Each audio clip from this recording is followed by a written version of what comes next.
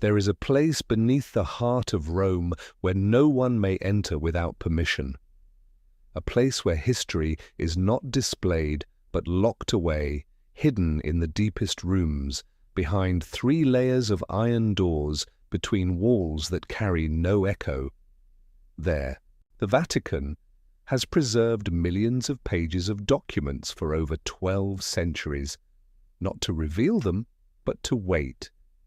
Handwritten letters from popes that were never sent, bans on books that changed the world, records of Marian apparitions that were quietly dismissed, whispers exchanged between the Vatican and emperors, fascists, and Western intelligence, and works of art the world has never seen. Why does the Vatican keep all of this, but never speak of it? This is not a story about conspiracy. This is a story about the most deeply buried memories in the world of faith. Welcome to Secrets of the Vatican Archives, where we don't repeat what's already been told, but slowly uncover what was meant to be hidden.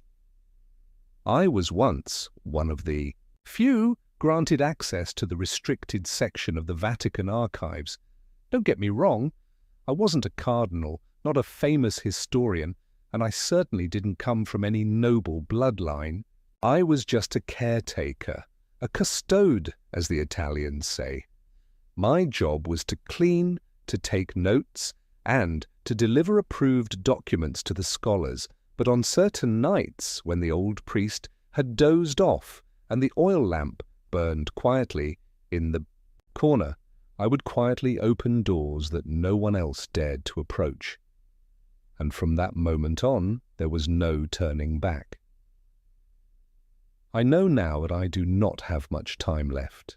In these final years, my heart beats slower, my eyes grow dim in the candlelight, and my hands begin to tremble when they touch the parchment that once felt as familiar as my own skin. But before all of it vanishes with me, I must speak. Not to shock, not to accuse or to absolve, but so that someone out there may understand. Truth has never fully belonged to the light, nor to the darkness. It dwells in the space between, waiting to be heard. I have seen the letters never sent by Pope Pius XV resting quietly in an unmarked drawer. I have read forbidden copies of books once listed as threats to the faith. I have stood before paintings by Caravaggio that were never displayed, because the eyes in those portraits looked straight into a kind of pain theology dared not face. And most of all, I have come to know what we are not permitted to reveal is not hidden because it is false, but because it is too true to be accepted. I do not ask you to believe me. I cannot offer proof the world would recognize. But if you are still listening, if you are still reading, and if somewhere inside you still believe that beneath every haloed glory there lies something deeper, something unresolved, then perhaps you are the one I must say this to, because one day those doors will not remain closed forever. And when they open, you will understand why I could never return.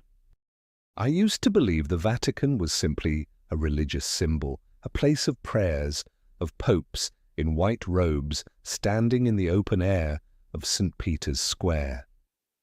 But that was just the surface. Behind the ancient stone walls, beneath the towering domes, and behind doors locked with triple mechanisms, lies a world most of humanity will never be allowed to see. The world of the Vatican's secret archives. People often call it the Vatican Secret Archives, but its official name in Latin is Archivum Secretum Apostolicum Vaticanum, which means the private archive of the Pope. The word secretum in Latin doesn't mean secret in the modern sense, it means private. This archive belongs to the Pope personally, It does not belong to the Catholic Church as a whole, and yet that very privacy is what has made this place the subject of so many theories, from political investigations to the search for lost legends. The archive spans roughly 85 kilometers of shelving, with over 35,000 catalogued entries, covering events from the 8th century to the present. But only a small portion is accessible to scholars. The most sensitive, classified or unreleased documents remain sealed deep within the inner vaults, and it is there that some of the most pivotal and controversial moments in the history of Europe and Christianity are preserved. Among the preserved items is a copy of the letter Galileo Galilei sent to the Church in 1613, in which he tried to argue that his views on astronomy did not contradict the Bible. However, in 1616, the Church declared heliocentrism heretical and banned its teaching. In 1633, Galileo was tried by the Inquisition, a tribunal whose activities are also recorded deep within these archives. One of the most searched collections relates to the trial of the Knights Templar in the 14th century.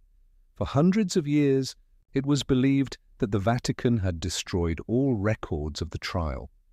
But in 2001, an Italian scholar named Barbara Fraile discovered a copy of the Pergamentum Shinum, a document revealing that Pope Clement V had secretly absolved the Templars. This finding directly contradicted the long-held belief that the Church had agreed to their destruction. It raised a haunting question. Why was that truth hidden for more than 700 years? Then there are documents about the Vatican's relationships with authoritarian regimes in the 20th century, especially Nazi Germany. The archives contain hundreds of letters exchanged between the Vatican and Hitler's regime, along with reports sent from German bishops to the Holy See. These materials suggest the Vatican had early knowledge of the mass killings of Jews, but their response was deeply complicated, shaped by faith, political calculation, and fear of persecution. In 2020, after decades of controversy, the Vatican finally opened part of the archive related to Pope Pius X, who led the Church from 1939 to 1958 during the years of World War II. This was a groundbreaking moment for historians, as Pius XIII had long been accused of remaining silent during the Holocaust. The newly released documents revealed a more complex picture. He was not entirely silent, but chose to act quietly behind the scenes to save lives, a strategy that still sparks debate over its morality and effectiveness. But the archives are not limited to religious affairs. They also contain handwritten letters by Michelangelo, sketches by Bernini, a farewell note from Mary, Queen of Scots, before her execution, and even a letter from a Native American chief to the Pope in the 19th century.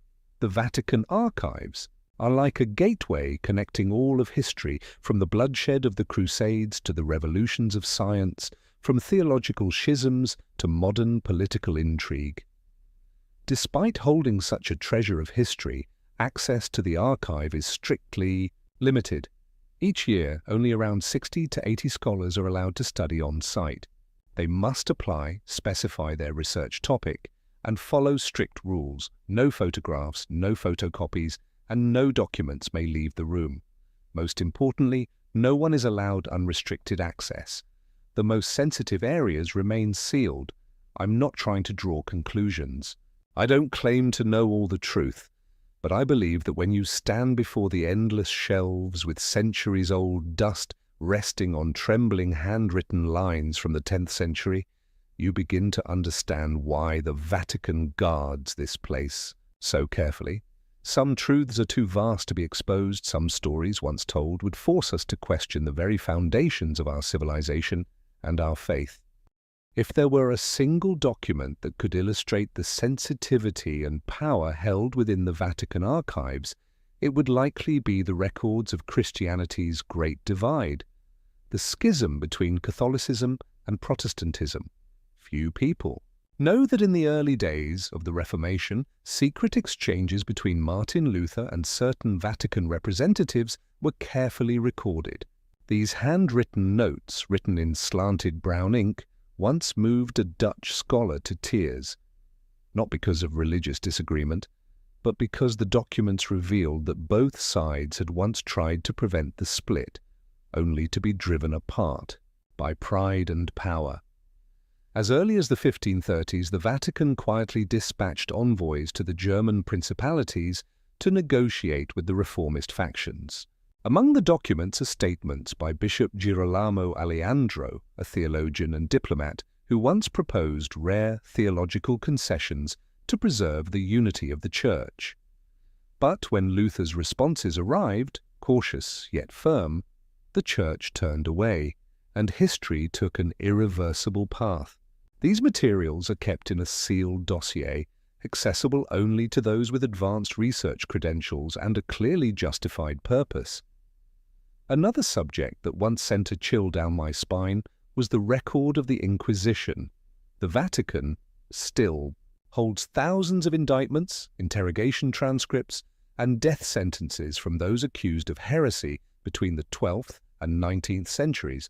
One of the most infamous cases is that of Giordano Bruno, a philosopher, astrologer, and advocate of the theory of a boundless universe. The documents on Bruno reveal not only his intellectual arguments, but also the inner conflict of the clergy who had to judge him. In one internal note, a cleric wrote, "If we spare him, doctrine will waver, but if we burn him, history will never forgive us." In the end, Bruno was executed in 1600 at Campo de' Fiori. The long silence that followed for centuries remains one of the clearest reflections of the enduring tension between faith and knowledge. The archives also contain a vast collection of records on the Vatican's interactions with secular empires, particularly Napoleon Bonaparte. When Napoleon invaded Italy, he ordered the most valuable Vatican documents to be shipped to Paris. Dozens of thousands of items were boxed, sealed, and carried across the Alps. Many never returned. What the Vatican did manage to reclaim after Napoleon's defeat is still specially classified. I once saw a handwritten note by Pope Pius VII describing the feeling of losing the soul of the Church as ancient texts were loaded onto French wagons. The document was written in charcoal ink with small, meticulous script, and at the bottom of the page was a single line: "We have been stripped bare." One of the most surprising revelations comes from diplomatic correspondence between the Vatican and Asian nations.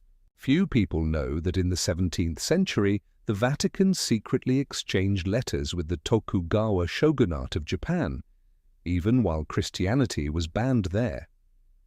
The letters were sent through Portuguese missionaries, hidden in merchant ships and concealed inside small wooden statues to avoid detection. One letter from 1611, ordered by Tokugawa Ieyasu himself, stated clearly, "We do not accept a faith that divides families, but we respect the knowledge and loyalty your missionaries bring." The Vatican preserved that letter carefully as a quiet monument to the first, and failed, diplomatic contact with a closed Asian empire. And then there is a little-known section of the archive dedicated to maps and blueprints of lost churches, monasteries, fortresses, and catacombs. Among them are maps showing the locations of ancient dioceses that vanished due to war, plague, or political upheaval. One that still haunts me is the floor plan of Montségur Abbey, the site of a siege and mass burning in 1244 during the Crusade against the Cathars. On that map, there is a strange marking, an escape route that does not appear in any official records. No one knows if the last Cathars managed to flee, but the document remains neither confirmed nor denied, and like many other secrets in this archive, it stands as a reminder that history has never been a simple story. Deep within the most heavily guarded section of the archives, I remember one room in particular, a place that holds records categorized under political affiliations, between the Vatican and global powers from the 19th century to the present day. The boxes are neatly arranged by country, each one a fragment of memory, a piece of truth untouched by the narratives found in official history. Most people know that the Vatican became an independent state in 1929 after the Lateran Treaty between Pope Pius V and Benito Mussolini. But few truly understand that before that, from 1870, when the Kingdom of Italy annexed the Papal States, the Vatican lived in a state of near isolation for almost 60 years. It was a nation without borders, existing within the heart of Rome. During that time, the popes refused to recognize the Italian government and never stepped beyond the Vatican walls.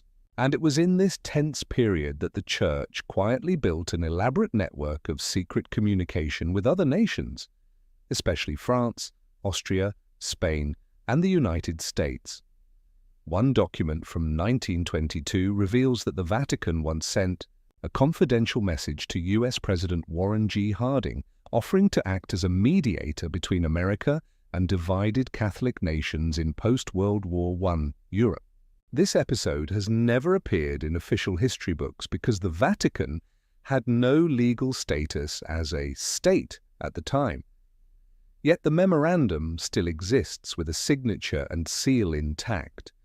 When I first touched it, the paper was brittle, the corners darkened with age, but the text was vivid, as if history itself was whispering in my ear. The World War II era brought an avalanche of sensitive material. Dozens of reports sent from local bishops to the Vatican clearly document the mass murder of Jews in Poland, Germany, and even France.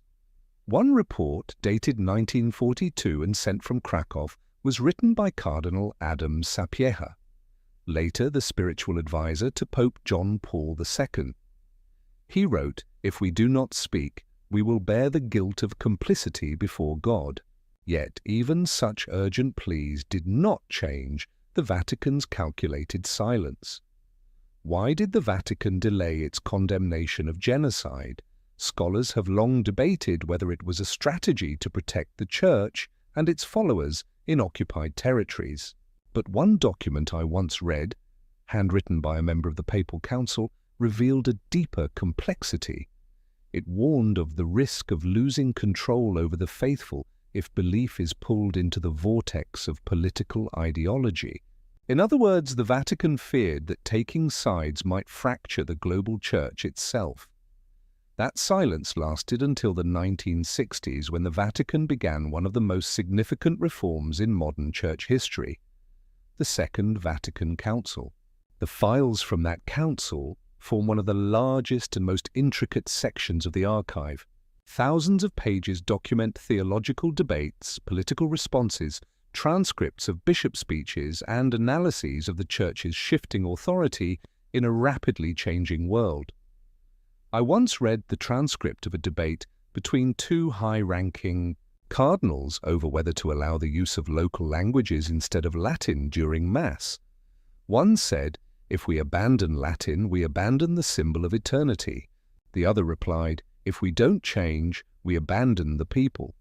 The council was not just about language. It marked the Vatican's first real opening to dialogue with Jews, Buddhists, Muslims, and even atheists. The archive still holds an unpublished draft of a speech in which Pope Paul VI intended to issue a formal apology for the Vatican's silence during the Holocaust. In the end, the speech was replaced with a more neutral version. No one knows exactly why. Only a handwritten note in the margin remains. In Latin, tempus non domest. The time has not yet come. As I turned the pages of these records, I never saw the kind of global conspiracy that wild theories often suggest. What I saw was a struggle between faith and politics, between morality and survival. The Vatican archives do not lie. They wait for someone patient and brave enough to read, to understand, and to accept that history has never been black or white, but always grey. There is one section of the archives that has always weighed heavily on me, the records concerning the relationship between the Vatican and colonial empires, especially during the 15th to 19th centuries. The faded pages inside those boxes contain no direct accusations, no formal statements of support for war or the stripping of freedom. Yet between the carefully written lines lies a quiet truth. Faith once moved alongside the sword of European colonialism as it spread across the globe. In 1493, just 1 year after Christopher Columbus arrived in the New World, Pope Alexander V issued the papal bull Inter Caetera. In this decree, he divided the non-Christian world into two zones of influence, one for Spain, the other for Portugal, as if the Church held the authority to distribute global territory. That document still rests within the Vatican archives, filed in a thick folder labeled Decrees Concerning the New World. It is written in formal Latin, bearing the crimson seal of the Holy See.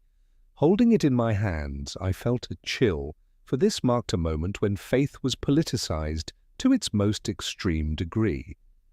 Attached to that decree are letters exchanged between the Vatican and monarchs of Portugal, Spain, and later France and Belgium. In them, the Pope requested assurances for the spread of the faith and the protection of missionaries in newly acquired territories. But the reality on the ground was often bloodshed, cultural erasure, and cries for help from protesting clergy. Their voices preserved in small numbers, but present, like sparks of light in a deep darkness. One such voice was that of Father Bartolomé de las Casas, who wrote to Pope Paul III in 1537. In his letter, he described mass executions of indigenous people in the Caribbean, churches built upon blood-soaked soil, and the silence of religious authorities in the face of atrocity. Reading that letter was suffocating. It did not feel like a prayer. It felt like a plea for help, not only for the victims, but for the very conscience of the Church. Also preserved in the archives is a draft of the apostolic brief Sublimis Deus, issued in 1537 by Pope Paul III. In it, he declared that indigenous peoples of the Americas were truly human, with souls and the right to receive the gospel, and that they should not be enslaved. It was a progressive document for its time. Yet tragically, its application was quickly withdrawn under pressure from European monarchs who refused to give up the economic gains of slavery. As one moves into the 19th century, the Vatican's diplomatic role in protecting religious interests within African and Asian colonies becomes increasingly apparent. In the archives related to Indochina, I once read through a thick dossier detailing the presence of French missionaries in Vietnam before the French invasion. There were letters sent back to Rome describing the pressures faced by Catholic converts under the Nguyen dynasty, but interwoven into those reports were phrases such as opportunity to expand influence and mediating role with Western merchants, lines that reveal how faith and secular power had begun to merge in ways that were difficult to separate. It is important to note that the Vatican did not directly order colonial conquests. Yet, through the stamps of approval, the formal blessings, and the moral legitimacy it extended, one can trace the Church's role in validating empires and in soothing the conscience of those who conquered. The Vatican archives also contain many records that reveal internal dissent. Not a few priests, monks, and bishops protested the abuse of religion for colonial purposes. One document from 1885 tells of a French bishop in the Congo who submitted a formal protest to the Vatican after witnessing hundreds of people have their hands cut off for failing to meet rubber quotas for King Leopold II's company. The Vatican's response was recorded in a single brief line: "We pray for them, but intervention is beyond reach." Perhaps that is why the Vatican archives are not just a repository of memory. They are also a mirror reflecting the fragile boundary between faith and politics, between righteousness and power. As I look at the cracked, red wax seals, the signatures of popes, cardinals, kings, and merchants, I am reminded that history is never linear, and the Vatican, for all its sanctity, was once a participant in decisions that reshaped the course of human civilization. If you believe the Vatican's role in politics ended in the Middle Ages or during World War II, you might be surprised to learn that the archives continue to record significant moments of history well into the latter half of the 20th century. One of the most secure areas in the Vatican archives houses the diplomatic records of the Holy See's engagement with global powers during the Cold War, particularly in Eastern Europe, Latin America, and the Soviet Union. I remember vividly the first time I accessed the thick file on Poland in the 1970s, the period when the Solidarity movement began to emerge as a symbol of anti-communist resistance. Many people know that Pope John Paul II, the first Polish pope, supported this movement, but few realize that the Vatican, through covert channels, sent funds, printing equipment, and even intelligence to opposition groups. These actions are documented clearly in the internal reports. One memorandum sent from the Vatican Secretariat of State to the Apostolic Nuncio in Warsaw bears the handwritten note of Cardinal Casaroli. This is not only a defense of faith, this is a moment of survival. These documents reveal that the Vatican was not merely a passive observer, but a sophisticated political actor, using soft power to influence major shifts in the global order. Poland was not the only focus. The Vatican also intervened deeply in Latin America. In one confidential file concerning Argentina during the years 1976 to 1983, the period of the Dirty War, I came across troubling reports, pleas from local bishops, lists of kidnapped priests, and the Vatican's conflicted responses. 1. Telegram from Buenos Aires referenced Father Carlos Mujica, who was assassinated for supporting the poor and opposing military violence.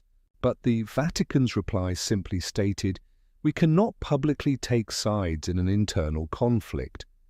That sentence stayed with me for a long time, not because it was entirely wrong, but because it reflected the Vatican's traditional strategy, to act quietly, remain publicly neutral, yet offer discreet support to the side it believed was just.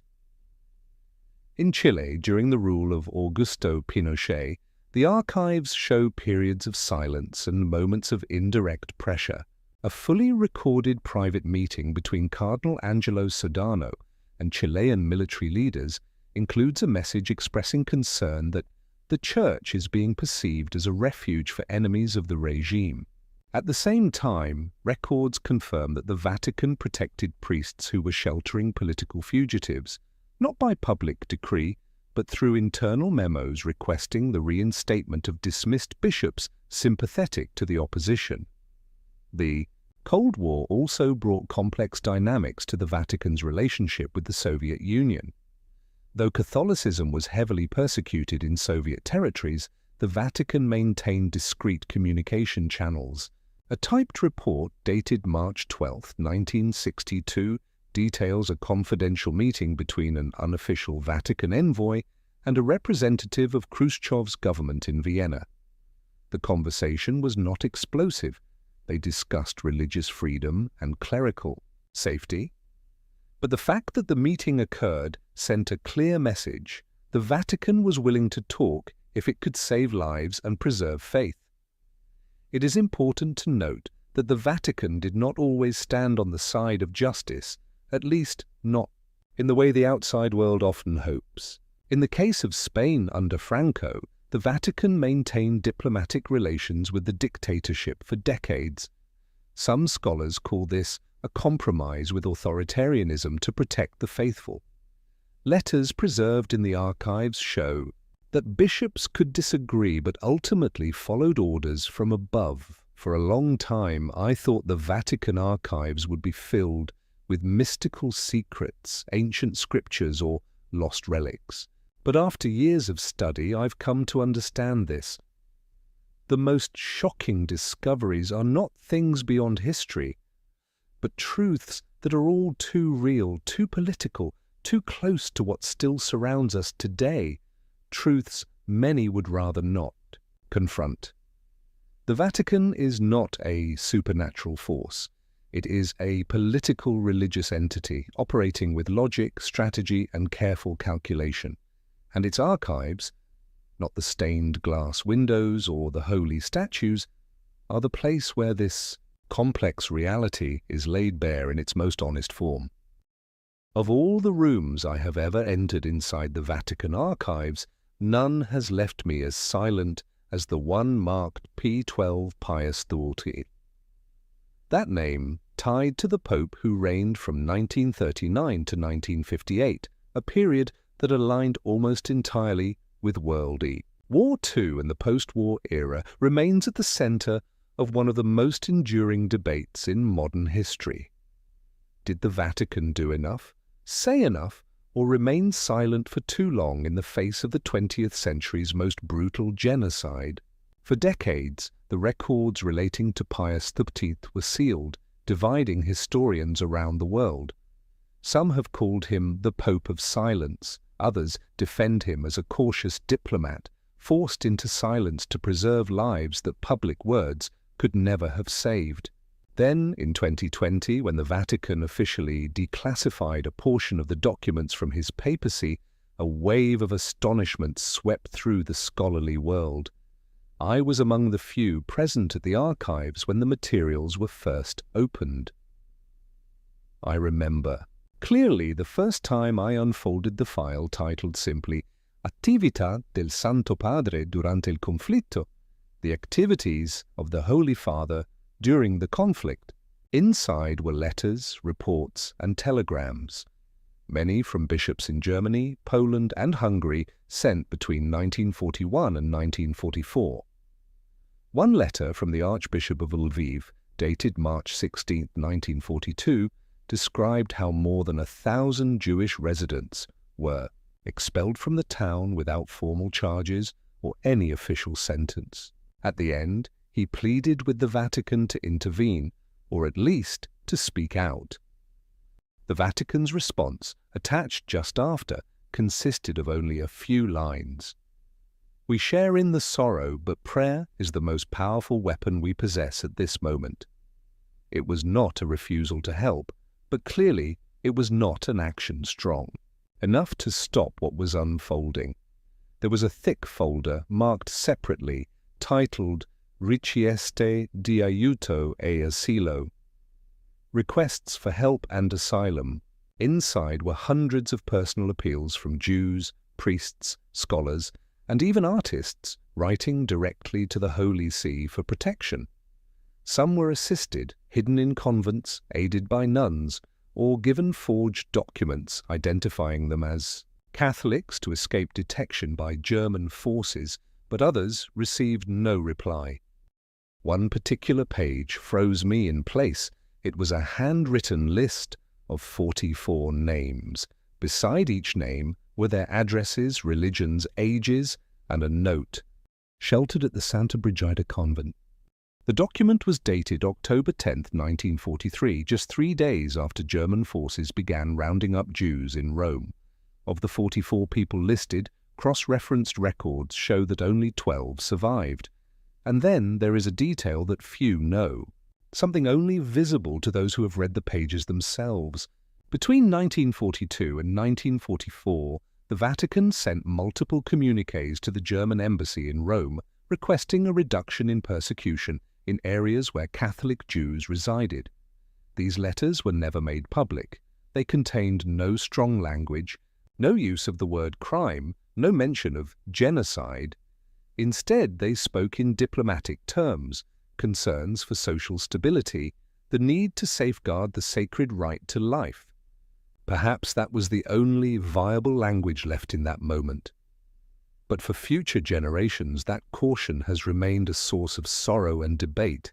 The archive also preserves an entire chapter on post-war appeals from Jewish communities. In 1945, a delegation representing European Jewry wrote to the Holy See, asking for confirmation that Catholic institutions had sheltered Jewish children during the war, and requesting that those children be returned to surviving relatives. The Vatican responded, "We will permit it only if the children choose freely to leave their current environment." But many of these children were only 5 or 6 years old at the time. Most remembered nothing beyond the convent walls and the faith into which they had been recently baptized. That moral wound would remain open for years. Among the thousands of pages, I came across a draft of a speech never delivered, prepared for Easter of 1943. In it, one line read, "We cannot close our eyes to the cries of a people cast out. Though they do not bear the name of Christ, they are still human beings." That line never reached the public. The final version of the speech was revised, and that passage was removed. No explanation was provided, only a red stamp remained. Riservato. Non pubblicare. Reserved. Do not publish. What I saw does not give me the right to draw conclusions. I was not in their place. I did not carry the weight of a global institution during wartime. But I understand why many call the Vatican archives a place of delayed truths. Not because those truths were lost, but because no one was ready to face them until much later. People often think of the Vatican as a Western institution, tied to Europe and the history of Christianity on the old continent. But the documents buried deep within the archives reveal something different. From a very early stage, the Vatican had a vision that reached beyond borders, toward the East. And it was in those yellowed pages that I first understood the true scale of the Church's missionary ambitions, its attempts at dialogue, and the profound, often conflicting, encounters between Catholicism and Asia. One section of the archives is titled Missioni d'Oriente, Eastern Missions. It contains thousands of documents dating from the 16th to the 20th centuries. Written in Latin, Italian, French, Classical Chinese, and Japanese, these texts chronicle centuries of European missionaries traveling eastward, carrying not only the Bible but the values of an entirely different world. I began with a file labeled simply Cina, Lettere dei Gesuiti. It is a collection of letters sent by Jesuit priests to the Vatican from China between 1580 and 1773. Among them, the writings of Matteo Ricci stand out, the first Westerner to enter the Forbidden City. In his letters, Ricci expresses admiration for the Confucian moral system and proposes that the Vatican adapt Catholic doctrine to Chinese culture rather than impose it. Not everyone agreed. The archives record fierce debates within the Vatican that lasted for decades, centered around whether Chinese converts should be allowed to continue ancestral rites alongside their Catholic faith. Eventually, Pope Clement V issued a decree forbidding what became known as the Chinese rites. This decision severely damaged relations with the Qing dynasty, and by 1721 missionary activity in China was completely banned. Another file, classified under highly confidential diplomacy, contains documents on Vatican-Japan relations. Among them is a letter written in Chinese characters from Tokugawa Ieyasu in 1610, translated and preserved with remarkable directness. "Your religion disrupts the internal order. It divides fathers and sons, masters and servants. I do not allow it." What followed was a long series of tragic reports. Mass executions of Catholics in Nagasaki, priests burned alive, churches demolished. Yet from those fragments I read astonishing resilience. Handwritten letters by imprisoned Japanese believers sent to the Vatican via Portuguese trading ships, written in blood on scraps of cloth. There was no mysticism, no dramatization, only human beings who believed in something greater than themselves and who paid the ultimate price for that belief. Then I entered a different world, the documents relating to Vietnam. The current here had its own distinct character. Caught between East and West, between faith and sovereignty, between mission and politics, one file from 1790 preserved a letter from Bishop Pignot de Béhaine to the Vatican reporting his efforts to help Prince Nguyen An, later Emperor Jia Long, rebuild his forces and reclaim the throne. That letter was not just a missionary report. It was living evidence that Catholicism played a role in shaping modern Vietnamese statehood, not merely as a foreign religion, but as an agent in nation-building. But the archives also record the darker chapters. The anti-Christian edicts of the Nguyen dynasty, the executions of believers, the desperate pleas from missionaries. One document from 1833 recounts the Le Van Khoi rebellion, noted to have some support from Catholic communities, and the Vatican's cautious reaction: "We must not allow faith to become entangled with rebellion." That line reflected a quiet tension between the desire to protect the faithful and the fear of being drawn into uncontrollable local conflicts.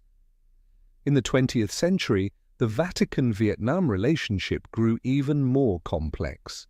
One file covering the period from 1954 to 1975 is dense, with reports on Catholic life in the north, the mass migration to the south, and the influence of the Saigon government in episcopal appointments.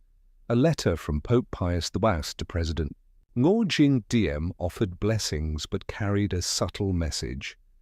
A national leader has the duty not only to defend the faith, but to ensure justice for all his subjects. It was one of the few documents written in a tone both supportive and cautionary. What troubled me most, perhaps, was a special file documenting the failed efforts to restore diplomatic relations between the Vatican and the Socialist Republic of Vietnam after 1975. Internal notes reveal the Vatican's patience, its repeated offers for dialogue, and its hope to re-establish a humanitarian channel. But every meeting ended at the level of polite formality. A 1989 memorandum read, "We must wait. Patience is part of the mission." Even in the pages that remained silent, I could feel the weight of history. Every letter, every red seal, was more than administrative paper. It was a trace of the long and difficult interaction between civilizations. The Vatican did not always act rightly nor fully understand the East, but the presence of thousands of documents on Asia at the heart of the Vatican is proof of something deeper. This was never a separate world. It has always been a living, enduring part of global history. I once thought of the Vatican as a unified whole, a perfect organizational pyramid with no room for internal dissent. But it was only deep within the archives that I began to understand. The Vatican is also a living entity, full of disputes, contradictions, and, at times, silent struggles among those who wear white robes. One section of the archive is marked Sub Secreto Pontificio, under papal secrecy. It contains records of discreet confrontations between popes and cardinals, or between former popes and their successors. These documents are never made public while the individuals involved are still alive. They are only archived after those events have passed into history, or after the people in question have left office. A particularly revealing set of files documents the tension between Pope Paul VI and Cardinal Giuseppe Siri, once considered a leading candidate for the papacy. During the Second Vatican Council, Siri vehemently opposed modernizing the Church, from replacing Latin with vernacular languages during Mass to engaging in dialogue with other religions. Internal records show that he wrote privately to Paul, denouncing what he saw as the dismantling of the sacred. The Pope's reply was only 2 lines long, but unmistakably cold. The shepherd cannot wait for the hesitation of the gatekeeper. The disagreements went beyond theology. The Vatican also bore deep fractures in its financial governance. One of the most scandalous and thoroughly documented episodes in the archives is the Vatican bank crisis involving the Istituto per le Opere di Religione, or IOR, in the late 1970s and early 1980s. I still remember holding a thick, typewritten dossier nearly 600 pages long titled Caso Calvi. It refers to the case of Roberto Calvi, an Italian banker found hanged under London's Blackfriars Bridge in 1982. The press called him God's banker due to his close ties to the Vatican Bank. His death was officially ruled a suicide, but the documents preserved in the Vatican archives tell a different story. Inside were bank statements, letters between the IOR and Banco Ambrosiano, records of suspicious loans, and lists of accounts held by front organizations in Panama. A handwritten memo from a bishop voiced a grave concern. We are using sacred assets for activities dangerously close to sin. But the warning was ignored. The files also document internal efforts to reorganize records to prevent legal investigation by Italian authorities. At least 3 documents were labeled da distruggere dopo lettura, to be destroyed after reading. For reasons unknown, they were never destroyed. Equally sensitive is the file on VatiLeaks, the Tutti 12 scandal involving leaked Vatican documents. Many still remember the name Paolo Gabriele, the personal butler of Pope Benedict XV, who copied and smuggled out numerous confidential files. In the archives, a dedicated box preserves the full timeline of the incident, from the internal investigation to Gabriele's handwritten confession. In it, he wrote, "I did not betray the Holy Father. I only wanted the Church to know what was happening behind closed doors." The leaked documents revealed severe internal divisions within the Roman Curia, factions, rival interest groups, and power struggles over influence. Many of the papers exposed financial favoritism, corruption in ecclesiastical appointments, and efforts to suppress scandals involving ethics and criminal behavior. Every line was a fracture in public trust. The fact that the Vatican chose to prosecute Gabriele in an open court was a rare sign that the wall of silence had begun to crack. Once asked a priest who managed the archives, "Why does the Vatican preserve documents that could harm its own reputation?" He smiled, then replied with a sentence I've never forgotten, "Because the truth does not belong to us. It only passes through us." The Vatican archives do not attempt to erase the past. They preserve it, sometimes in silence, sometimes in sorrow, as an unspoken act of accountability.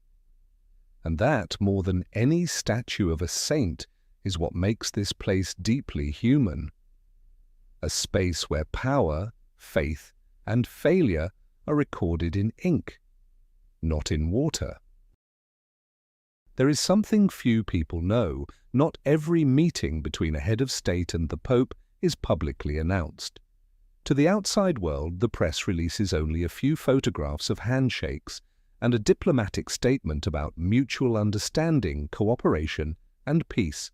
But in the Vatican archives, I found handwritten records of what was truly said behind closed doors, exchanges that were sometimes blunt, sometimes emotional, occasionally marked by disagreement, and always written carefully, in ink, designed to last a century. One of the most striking files is a record of the meeting between Pope Pius V and Nazi Germany's ambassador to the Holy See, Diego von Bergen, in 1939. This took place just after Hitler had invaded Czechoslovakia, and tensions with Poland were rising. In the internal note, the Pope did not issue a direct condemnation, but asked pointedly, "Does your government still control the hatred it has sown within German society?" The ambassador did not give a direct answer. The file ends with the remark, "The atmosphere turned markedly cold. There was no closing prayer." A small detail, yet it speaks volumes. Turning to the 1960s, I came across the record of a meeting in 1965 between Pope Paul VI and Soviet Foreign Minister Andrei Gromyko. In public, the meeting was hailed as a historic effort to reopen dialogue between East and West, but in the archival transcript, the scribe noted, the Soviet delegation stated that religion is a tool for distorting historical truth. Paul VI responded gently but firmly, "No one can forbid another from believing in the sacred. That is not power. It is part of the human soul." Then, without further comment, he invited the entire delegation to stand in silence for 1 minute in honor of all unknown souls who died for ideals. The Soviet side never mentioned this gesture in any official record. Another notable set of files is simply titled USA Visit Reservate. United States Unpublished Visits. Inside are notes from private meetings between various popes and American presidents, from Roosevelt and Eisenhower to Kennedy, Reagan, and George W. Bush. One entry records a moment from Pope John XXIII's meeting with President John F. Kennedy. In 1963, President Kennedy expressed deep concern over the risk of nuclear conflict following the Cuban Missile Crisis. The Holy Father asked, "Who will remain calm first when the world no longer has a moral foundation to stand on?" Strangely, both men had little time left after that meeting. Pope John XXIII passed away just months later, and Kennedy was assassinated at the end of that same year. The file draws no direct connection, but the proximity of those events led some in the archives to mark it as particularly sensitive. Not only global superpowers are represented in these records. I once came across an old, faded file on a meeting between Pope John Paul II and General Secretary Gorbachev in 1989, just before the Berlin Wall fell. Gorbachev was not religious, but in the meeting record he said, "If we do not change, there will be nothing left to preserve." John Paul II answered with a single line, "Truth rises when people grow weary." After that conversation, the Vatican became one of the first institutions to foresee the unraveling of the Eastern Bloc. Some of the most surprising documents came from smaller nations or countries without long-standing diplomatic ties to the Vatican. In a file marked Vietnam, Colloqui non ufficiali, I found an internal memo from 1991. An unofficial Vatican delegation held talks with representatives of the Vietnamese government in Geneva. No formal agreement, but a willingness was expressed. This was one of the earliest quiet steps toward restoring contact after 1975, not through media headlines, but through handwritten words recorded in silence. The Vatican has no military power and no vast economy, but what I came to understand after reading these records is this. When a world leader seeks sincerity or counsel unburdened by political gain, they come to the Holy See, and the Vatican knows this well. It rarely needs to speak loudly, because every page it preserves has the power to reshape the understanding of an entire generation, if revealed at the right moment. One of the things that sets the Vatican apart from every other religious institution in the world is this. It is not only a church, it is also a sovereign state. It can sign treaties, issue diplomatic communications, and even be sued. And it is within one of the least discussed sections of the Vatican archives, Causae Juridicae, that I encountered a very different side of the Holy See. In these pages, the language is no longer one of prayer, but of legal argument. Few expect the Vatican, a sacred place, to ever be brought before a court of law. But in reality, since the early 20th century, there have been hundreds of legal disputes involving the Vatican, both internally and with foreign governments. One thick file details the famous legal conflict between the Vatican and the Italian government following the signing of the Lateran Treaty in 1929. The issue was not merely about borders or privileges, but about the ownership of hundreds of buildings, churches, and monasteries across Italy. One memorandum clearly states, "We cannot allow sacred ground to become negotiable property, but neither can we allow it to be nationalized without condition." The negotiations dragged on for years, at times threatening to become a diplomatic crisis. The Vatican had to prove legal ownership of property dating back to the medieval period, often using original documents drawn from these very archives, written in Latin and signed by popes as far back as the 12th century. Thanks to that, many Catholic properties still retain their legal inviolability today. But perhaps the most painful and deeply unsettling documents are those relating to cases of sexual abuse within the Church, which erupted into global public view in the early 2000s. Filed under a sensitive category marked Casi Disciplinari Riservati. Confidential disciplinary cases. I read documents no seminary had ever taught me to expect. One file details an internal investigation from 1962 in a North American diocese. The victim was a minor. The perpetrator was a priest who had already been reported multiple times. But in the memo, the directive from above was clear. Transfer this individual to another parish. Do not make the matter public. Avoid scandal.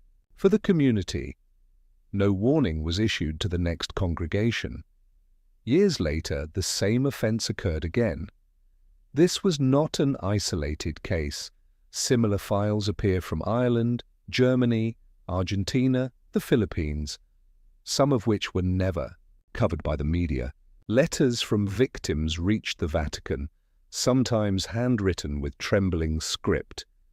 "I don't know who else will listen. Please don't pretend nothing happened." Some received no reply. Others were labeled for internal review. The Vatican has never denied that abuse occurred, but it approached the issue as an institutional crisis, not simply as a matter of individual crime. Since 2001, the Holy See has implemented stricter disciplinary procedures, and many files document that gradual shift. Yet what silenced me was the agonizing slowness of change. In a 2010 report, one bishop acknowledged, "We were so afraid of scandal that we forgot who it was we were supposed to protect."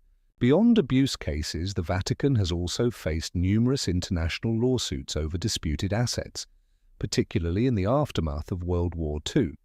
One file from 1997 documents a case brought by descendants of Jewish families alleging that the Church held gold and valuables looted by the Nazis.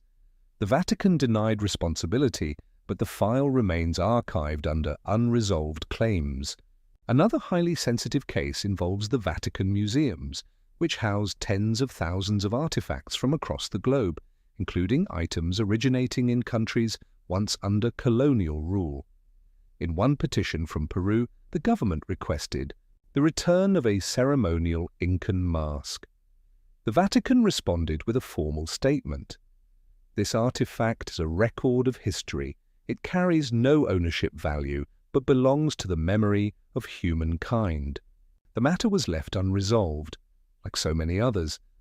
The archive never offers conclusions. It only preserves evidence. But as you read through hundreds of legal briefs, lawsuits, pleas, and carefully worded replies, you come to understand the Vatican is not removed from the world. It is drawn into it, layer by layer, by the very nature of being human. And when humans err, even in white robes, the paper records remain, impartial, emotionless, but impossible to deny. There is a section within the Vatican archives that even many Catholic scholars have never accessed, not because it is the most heavily guarded, but because it demands a very particular kind of knowledge, Koine Greek, ancient Hebrew, and the Latin of the early Church. This place is informally known as the First Manuscripts Room, a chamber that holds the foundational texts of Christian belief. Ancient Bibles, the earliest translations, and even the writings that were excluded during the formation of the scripture we know today. The first time I entered that section, I hardly dared to breathe, not out of fear, but from a sense of reverence.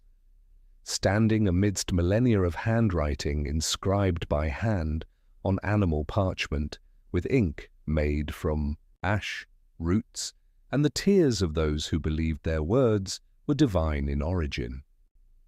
Tucked inside a worn wooden drawer was a copy of the Codex Vaticanus, one of the oldest surviving Greek Bibles dating back to the 4th century. Its text is not identical to the printed Bibles we know today. Some passages are missing, others differ in wording, and remarkably, there are entire sections of narrative that no longer appear in the modern canon. A striking example is the ending of the Gospel of Mark. Modern versions typically conclude with Jesus appearing to his disciples after the resurrection. But in the Codex Vaticanus, that conclusion is absent. The text ends abruptly with the words, "and they were afraid." This has long stirred scholarly debate. Is the widely known ending a later addition? And the Codex is not alone. In a small metal cabinet with 3 locks, I once saw a folder labeled Evangelia Apocrypha, the apocryphal Gospels that were excluded from official scripture. Among them were the Gospels of Thomas, Mary Magdalene, and Philip, writings rediscovered at Nag Hammadi, Egypt, in 1945, though the Vatican had copies long before. The Gospel of Thomas, for instance, consists of 114 sayings attributed to Jesus, but arranged without narrative structure. One saying reads, "The kingdom of God is within you and all around you." If those words truly came from Christ, they raise deep theological questions about the necessity of the Church as an intermediary between humanity and the divine. Perhaps for this reason, such texts were never canonized. Even more controversial is the Acta Pilati, the Acts of Pilate. This document presents the Roman governor's supposed defense after ordering Jesus' crucifixion. In it, Pilate describes Christ as a man unlike any who ever lived, whose eyes shone like fire and whose words flowed like living water. The mythical tone of the account may explain its exclusion from the official New Testament, yet its presence reveals that even Roman officials once tried to make sense of the crucifixion in their own language. Beyond ancient texts, the archives preserve countless letters exchanged between medieval popes and major theologians. Letters that capture intense debates over whether certain books, such as the Revelation of Enoch, the Book of Wisdom, or the Maccabees, should be included in the Bible. In one letter from Pope Damasus III, he wrote, "We do not reject them for falsehood, but because the hearts of men are not yet ready." That sentence has haunted me ever since. How much of Scripture is divine truth, and how much is the result of decisions made under historical pressure? Another record details a closed session of the Council of Nicaea in 325, the first major gathering of Christian bishops from across the Roman Empire to formalize doctrine. The minutes include a list of texts discussed, many of which no longer exist. A side note from a Greek scribe reads, "Certain writings are to be retained for deeper theological study, not for public reading." This suggests they were not destroyed, merely withheld, and may still rest in locked drawers like the ones before me. The archive does not declare what is right or wrong. It remains silent, preserving every interpretation, every variation, every fracture in the history of belief. Some may find that unsettling, but I do not. For what makes faith resilient is not perfect uniformity, but its ability to survive debate, revision, and even doubt. To the outside world, the Pope is a symbol of steadiness, the successor of St. Peter, the embodiment of continuity and unwavering Catholic faith. But within the Vatican archives, behind private files, secret correspondence, and unpublished notes lies something few dare to imagine. The Pope is human. They have feared, doubted, and at times collapsed under the weight of events beyond their control. I still remember the first time I came across a folder titled Lettere non inviate, letters never sent. Inside were handwritten drafts by several popes, never printed, never answered. These were not diplomatic letters nor official decrees. They read like pages from a diary, where men at the height of spiritual authority wrote down what they could not say aloud. One of the most haunting was by Pope Benedict XIII, written in 1917 at the height of the First World War. It was addressed to the leaders of Europe, pleading for a ceasefire so that humanity might not lose its soul entirely to the thunder of artillery. But the letter was never sent. A note in the margin written by the Cardinal Secretary of State at the time read, "No one will listen, and if they do not listen, your holiness will appear weak." The letter was folded and shelved, forgotten, until I stumbled upon it more than a century later. Another file marked Reserve per Conclave, reserved for conclave, contained materials written by some popes for their successors. These documents were never made public, only intended for reading by the College of Cardinals during the papal election. One such memorandum, 12 pages long, was penned by Pope Pius V in 1938, just as the Nazis were consolidating power and anti-Jewish laws were spreading. In that memorandum, the Pope expressed deep concern that parts of the German Church had begun to silently cooperate with the fascist regime. He warned, if we remain silent, history will not speak of our wisdom, it will speak of our complicity. That document was never read. Pius V died shortly before he could issue a public encyclical condemning anti-Semitism. The memorandum remained in the archive, sealed and silent. One file left me standing motionless for a long time. It held records about Pope John Paul I, who served only 33 days before his sudden death. Many conspiracy theories have swirled around that event, but in the archives there was no intrigue, only the cold truth of internal memos showing that the Pope had been preparing a sweeping reform of the Vatican's financial administration, including changes to the Vatican Bank and a review of secret accounts linked to Italian financial institutions. In one of his handwritten notes he wrote, "The Church cannot preach purity if it is not transparent itself." That line was underlined 3 times, but he never had the chance to act. And in a meeting record held shortly after his death, one cardinal wrote, "We must continue the mission, but we must not touch the structural foundations." That sentence has echoed in my mind ever since. Even beloved popes like John Paul II and Francis have left behind handwritten letters heavy with emotion. One unpublished draft by John Paul II, written during the height of the abuse scandal, shows clear inner conflict. "I do not know if I have done enough. Every night I pray not only for forgiveness from God, but from the victims I have never met." His handwriting was simple, but the words were weighty, like the papal tiara he wore for over 2 decades. Pope Francis, known for his closeness and reformist spirit, also has letters never made public. One was addressed to a cardinal convicted of abuse, in which he wrote, "The sin of an individual does not destroy the Church, but the covering up does." An attached memo revealed that fierce internal debate continues within the Vatican over the boundaries of forgiveness and transparency in the modern age.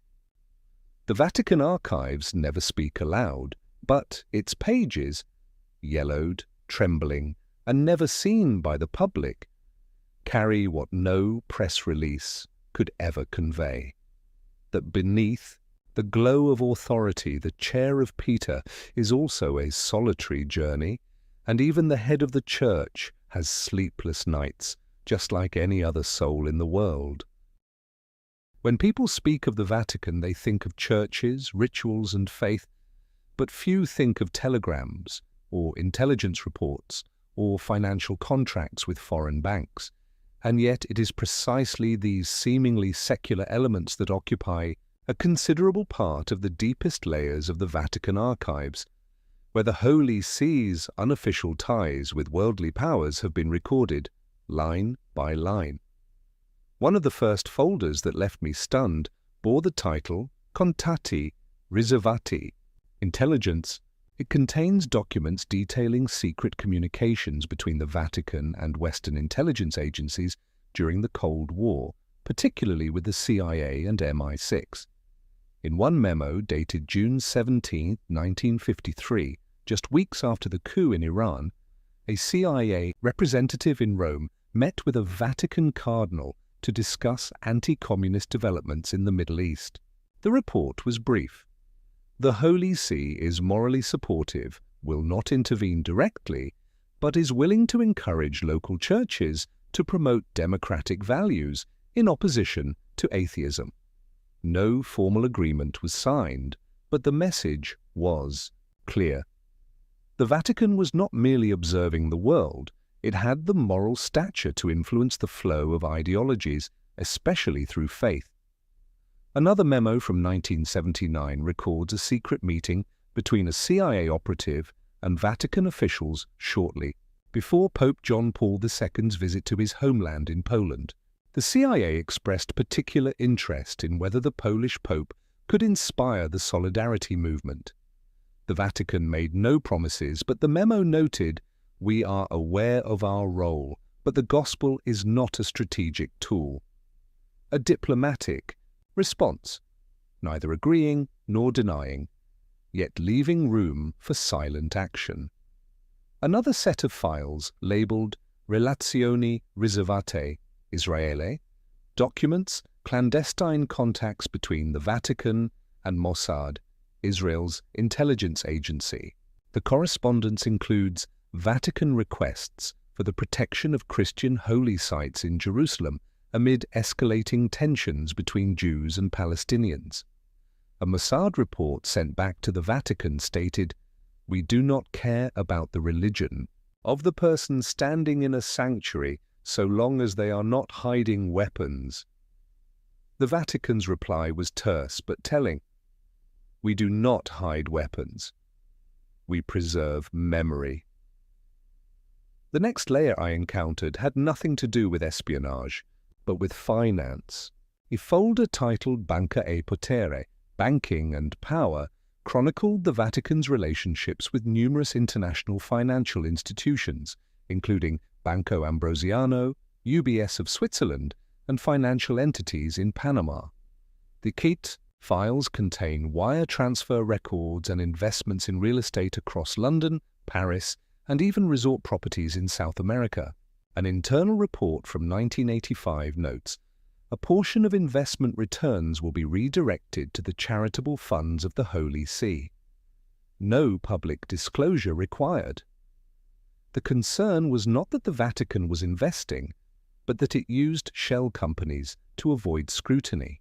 Some accounts were listed under the names of pastoral foundations, but managed by financial directors of private banks. There were no signs of abuse, but the structure was so opaque that tracing funds was nearly impossible. And perhaps that was precisely the intent. What surprised me even more was a small, unnumbered, unstamped folder bearing only a handwritten title, Rapporti non ufficiali Fraternità Riservate. This was a record of confidential encounters between high-ranking Vatican officials and representatives of Western secret societies, including the Freemasons, a group long condemned by the Catholic Church. One memo dated 1969 records a bishop in Switzerland meeting with a senior Freemason of the European Lodge to explore possibilities for dialogue on human rights and freedom of conscience. no conclusions were reached. But notably, Vatican policy began to shift thereafter, from outright prohibition to a more cautious stance of discouraging participation, creating a grey area in doctrine and allowing for interfaith dialogue with groups once branded as heretical. I found no evidence of conspiracy or Vatican manipulation of world events, but I saw clearly the Vatican does not live in isolation. It maintains a network, not declared, not publicized, but quietly active for centuries, and its archives preserve every handshake, every letter, every unofficial meeting, as if history does not happen on stage, but in the wings behind the curtain. When one enters the Vatican, the first thing they usually notice is the light, from the stained glass windows, from the gilded brilliance of the Sistine Chapel, from the flickering candles and shimmering statues in the grand basilicas.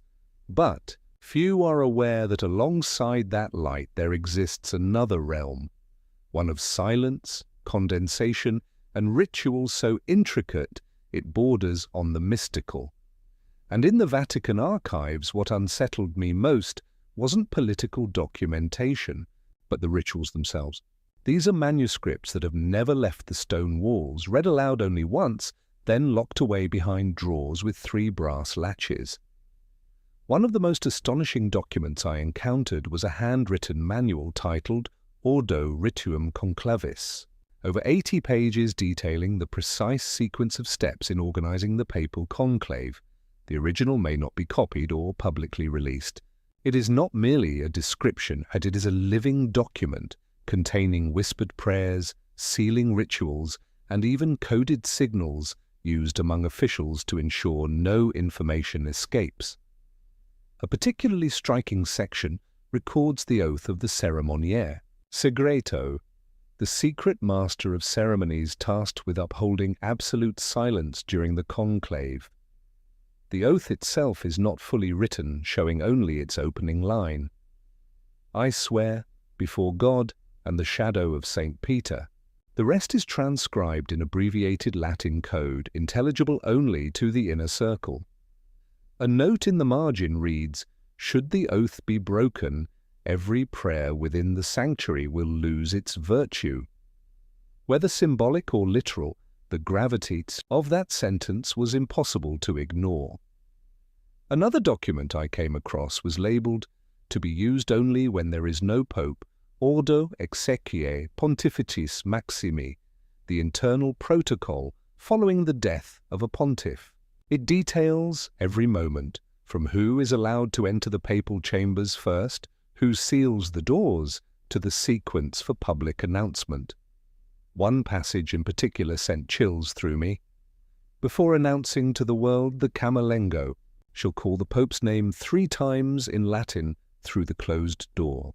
If no response is heard, he shall declare the Holy Father deceased. It is not merely a ritual, it is the final symbol of both authority and mortality. I also came across a short manual reserved for a rare event, Canonizzazione Extraordinaria, the extraordinary canonization of a saint outside the usual process.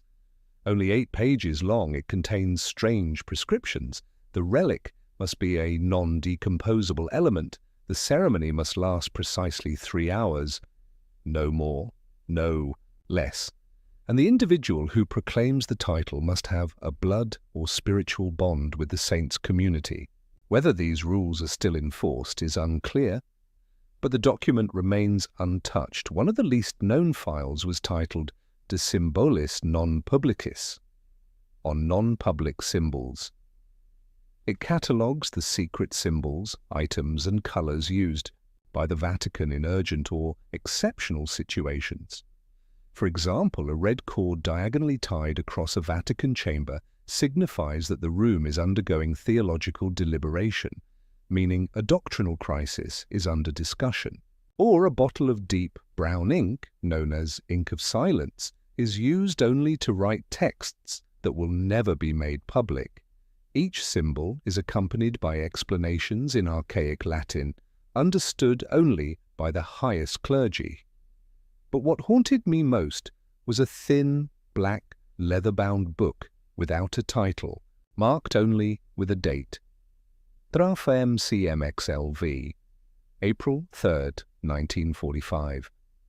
Inside was a ritual never enacted, prepared for the scenario in which Rome fell into the hands of fascist forces or the Soviet Red Army.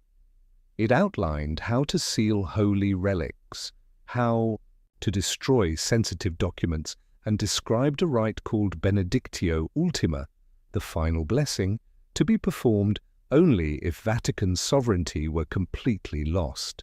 No one has read that blessing aloud since it was written. But it remains there, in the shadows, waiting for a moment the world prays never arrives.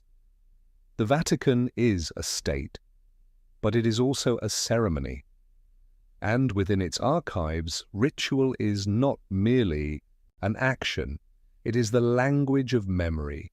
Every written prayer, every crimson seal, every phrase spoken only once in centuries, they are all essential parts of this structure. Not out of superstition, but out of the belief that in a world that changes by the day, some things must be preserved, if only to remind us that we once believed in something eternal.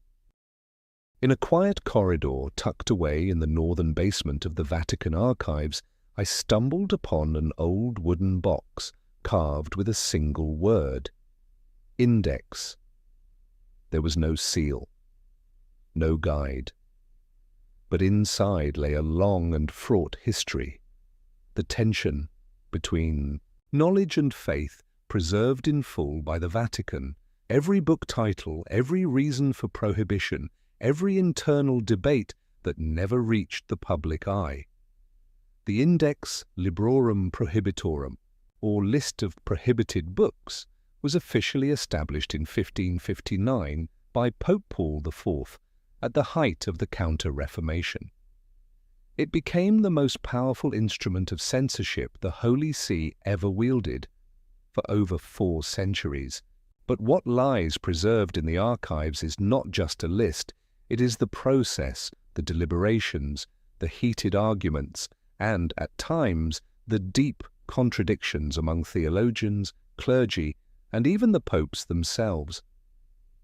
In my hands, I held a yellowed, typewritten record from 1907, the minutes of a meeting of the Congregatio Pro Doctrina Fidei, the office charged with safeguarding doctrine.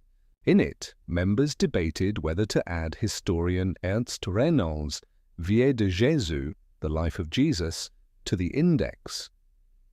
Some argued Renan blasphemed by portraying Jesus as a mere historical figure, not divine.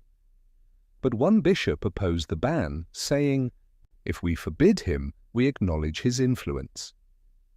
The book was ultimately banned, but the argument remains preserved, revealing how censorship within the Church was not always unanimous, but often a struggle between the defense of faith and the demands of the modern age. Another file, nearly 300 pages long, was labelled with a single line, Galileo Galilei Aggiornamenti. It contains every document tied to Galileo's trial, not only the sentence but also handwritten pleas for leniency, notes from bishops who opposed his condemnation, and letters from later generations, including Pope John Paul II's formal acknowledgement of the Church's mistake in 1992. One record from 1633 reads, "We do not condemn science. We condemn the arrogance that seeks to rise above revelation." That sentence still echoes, especially today, as scientific theories once deemed dangerous, evolution, the Big Bang, are now accepted by the Vatican as not incompatible with faith. Beyond books, the Church once maintained a specific body focused on art and media, which I later discovered had its own file titled Cinema e Fede. This section contains evaluations of films screened in Catholic countries from the 1920s through the 1980s. Some entries were unusual A review of Fellini's La Dolce Vita noted, excessively secular, but accurately portrays the emptiness of a world without God. The conclusion, banned from Catholic schools but not publicly condemned, because a loud ban would only increase its appeal. Another folder records the Church's response to philosophical or allegorical literature. It includes a discussion of George Orwell's 1984, which some suspected of critiquing religious totalitarianism, but internal documents concluded this is a condemnation of secular totalitarianism, no response necessary. It reveals that Vatican censors were often subtle analysts, not reactionary, but selective in their battles. Perhaps the most intriguing file was marked internal circulation only, do not reproduce, detailing the Vatican's internal review of the Da Vinci Code by Dan Brown. Though many clergy denounced the book in public, internal reports stated its impact lies in exploiting the public's ignorance of religious rituals and symbols. The best response is not condemnation, but education. Rather than banning the book, the Vatican responded with a series of counter-publications, a strategic shift from censorship to engagement. The index was officially abolished in 1966, but the files remain. Quiet, untouched, lined up on Vatican shelves like a reminder the greatest power lies not in prohibition, but in shaping how and when people receive an idea. And for centuries, the Vatican has not merely safeguarded the faith, it has shaped the threshold of knowledge, deciding how far it should open, when, and to whom. When I stepped into the section labelled Cruciata, an uncanny silence fell over everything around me. Gone were the 20th century maps, the diplomatic telegrams, the polished dossiers between envoys. What remained were parchment scrolls, black ink, and red wax seals once pressed between the fingers of the most powerful men in Europe. This was where the Vatican kept what remained from a time when faith was transformed into war. The Crusades, carried out in the name of holiness, but leaving behind stains of blood on the map of history that no prayer could erase. One of the first documents I found was the original crusading bull of 1095, Deus Vult, issued by Pope Urban II at the Council of Clermont. Written in Latin, it begins with an urgent plea. The Holy Land has been seized. The blood of the faithful cries from Jerusalem. The Catholic must march. There is no political agenda, no mention of land or wealth, only a call to arms. And yet that call ignited more than 2 centuries of continuous warfare and claimed the lives of millions under the shadow of the cross. Subsequent documents, especially from the time of Pope Innocent III, show how the Crusades evolved into a structured campaign, no longer merely a spiritual appeal, but a logistical operation involving taxes, recruitment, supply chains, and rewards. I read letters between the Vatican and European lords discussing the number of knights, provisions, and, most troubling, the right to seize the property of those who refused to convert or join the cause. A particularly striking document, dated 1204, records the Vatican's internal reaction to the Fourth Crusade, which instead of reaching Jerusalem, sacked Constantinople, the heart of Eastern Orthodoxy. In the minutes penned by Cardinal Pietro Capuano, there's a chilling admission. We let the sword lead, not the spirit. We did not conquer heresy. We looted our brethren. Though Pope Innocent III issued a formal, restrained condemnation of the pillage, no reparations or apologies ever followed. But what haunted me most were not the wartime documents, but the post-war ones. A file titled Requiem pro Errore, a prayer for the error, preserves the Vatican's reflections and acknowledgements of the past. Inside was an unpublished speech draft by Pope Paul VI, meant to be delivered during his 1960 visit to Istanbul. It reads, "We brought war into places that once knelt in prayer. We cannot claim this was God's will." The speech was withdrawn at the last moment and replaced with a more neutral address, but the original remains here, beneath layers of dust. The Vatican archives also preserve lesser-known crusades, the Northern Crusades against pagans in the Baltics, the Albigensian Crusade in southern France, aimed at annihilating the Cathars, and even campaigns against disobedient Catholic monarchs. A record from the 13th century documents a bishop who refused to join a crusade, stating, "I do not see God in fire and blood." He was stripped of his office shortly thereafter. Still, the archives also bear witness to later efforts of dialogue and reconciliation.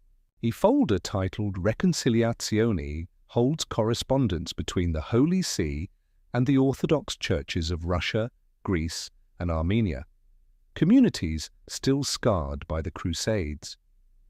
In a letter from 1999, Pope John Paul II wrote to Ecumenical Patriarch Bartholomew VI, "If blood once divided us, let prayer begin to mend the wounds that history left behind. It wasn't a public apology, but it was a beginning."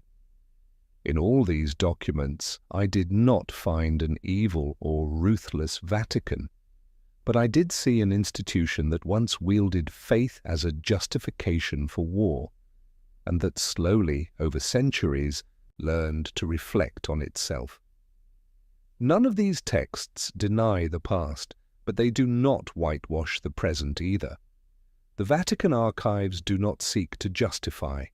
They preserve these with a solemn fidelity to memory, and with the belief that truth, however bitter, is an essential part of redemption.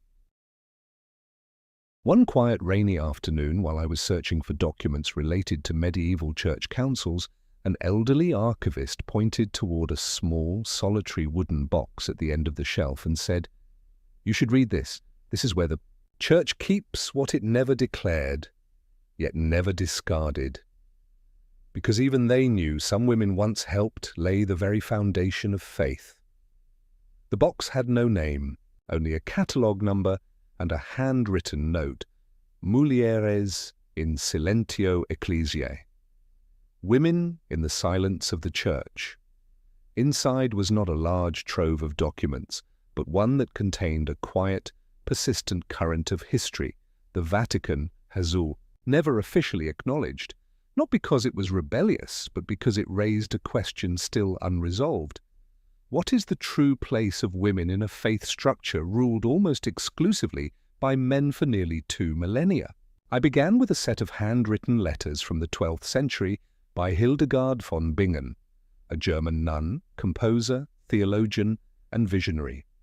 Most of her writings, in Latin and Old German, recorded spiritual visions of profound theological and philosophical depth. In one letter to Pope Eugenius III, Hildegard wrote, "The soul of a woman is also breathed into being by God, so why must her voice pass only through the mouths of men?" Remarkably, the letter was not answered with condemnation, but with silence. A silence calculated and deliberate. Still, Hildegard was not branded a heretic. On the contrary, several voices within the Roman Curia praised her, but kept her at a distance. In one internal record, I found the line, "This woman is not wrong, but the Church cannot yet permit women to teach from the pulpit." Her intellect was recognized, yet an invisible line remained, one she and countless others were never allowed to cross. Digging deeper, I found another file titled Monialium Scripturae, Writings of the Nuns. It was a collection of prayers, poems, and liturgical texts composed by women in religious orders from the 9th to 16th centuries. Among them were prayers both graceful and defiant. "I do not ask to be priest, I ask to tend the flame unseen, burning quietly in the darkest chapel corner. These words were never spoken in formal rites, but they were copied by hand, passed from nun to nun, their brown-black ink still visible on parchment softened by time. The most haunting section, however, was the file on heresy investigations, particularly those targeting women whose spiritual influence grew too large. A 1321 case from southern France recorded the trial of a group of women accused of unauthorized preaching, though they had only held Bible readings and shared personal interpretations. One interrogation transcript reads, "Do you believe women can interpret the Word of God?" The woman, named Clara, replied, "If God chose a virgin to bear him, why would he not choose her tongue to proclaim him?" The record ends. She was burned at the stake, and yet not all voices were silenced. In the files from the Second Vatican Council, I found letters and internal minutes documenting serious discussions on expanding women's roles in the modern Church. A handwritten note from Cardinal Suinens read, "It is not enough to bring more women into the Church. We must admit they have always been here." From 1965 onward, Vatican commissions began including women as theological advisors, but, as one document explicitly stated, consultano non decidono, they may advise, but they do not decide. More recently, I came across minutes from a 2016 meeting discussing the possibility of female deacons. A group of female theologians presented historical evidence that deaconesses were recognized in the 1st to 3rd centuries in early Christian Greek texts. One cardinal pushed back. That was not the same as ordination today. But another, whose name was redacted in the version I read, wrote, "If a truth must be hidden because our current structure cannot contain it, then the fault is not in the truth." That sentence made me sit in silence for a long time. The Vatican archives did not erase these women, but it has never placed them in the light. They remain like slanted footnotes in the margins of history, not loud enough to echo from pulpits, but strong enough to withstand the winds of time. And as I closed that wooden box, I understood the Church was not built only of stone and men. It was built with the hands of women who laundered vestments, copied sacred texts, raised believers, and in silence carried the flame of faith through its darkest centuries. The Vatican is often seen as a moral haven, a symbol of faith and forgiveness. But the truth is, wherever there are humans, there are mistakes. And within the ancient stone walls surrounding St. Peter's Square, those mistakes don't always come from the outside. Sometimes they come from within. In a section of the Vatican archives marked Delicta Reservata, reserved crimes, I began exploring a series of case files sealed away for decades. There was nothing mystical about them. No curses, no dark conspiracies, only paperwork, signatures, and chillingly meticulous transcripts, records of criminal acts committed within the very institution that preaches grace and virtue.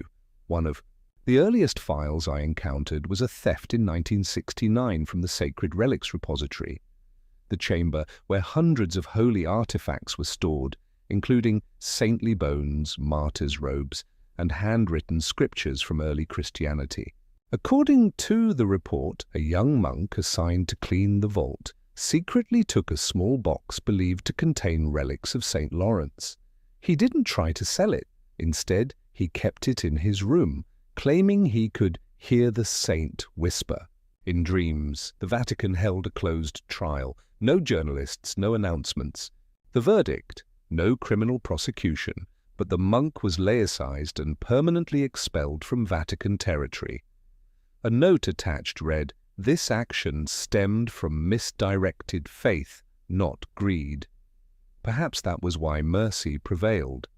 Another case, far more serious, occurred in 1982, the murder of a teenage boy of Vatican citizenship inside the Vatican gardens, mere meters from the Pope's office. The case file, labelled Caso AG82, revealed the victim was the son of a Vatican Treasury employee. His body was found near the southern wall with evidence of blunt trauma to the head. The prime suspect, a gatekeeper with a history of mental instability. The internal investigation spanned over 400 pages, detailing every step of interrogation and examination. The suspect was described as having lost control due to religious anxiety and psychological isolation. Yet instead of being handed over to Italian authorities, the Vatican dealt with it internally. He was confined to a secluded monastic facility, cut off from the outside world, and never faced public trial. The final line of the report reads, "The peace of the faithful must be preserved more than the curiosity of the crowd." The Vatican operates under its own legal system, based on the Codex Juris Canonici, or canon law.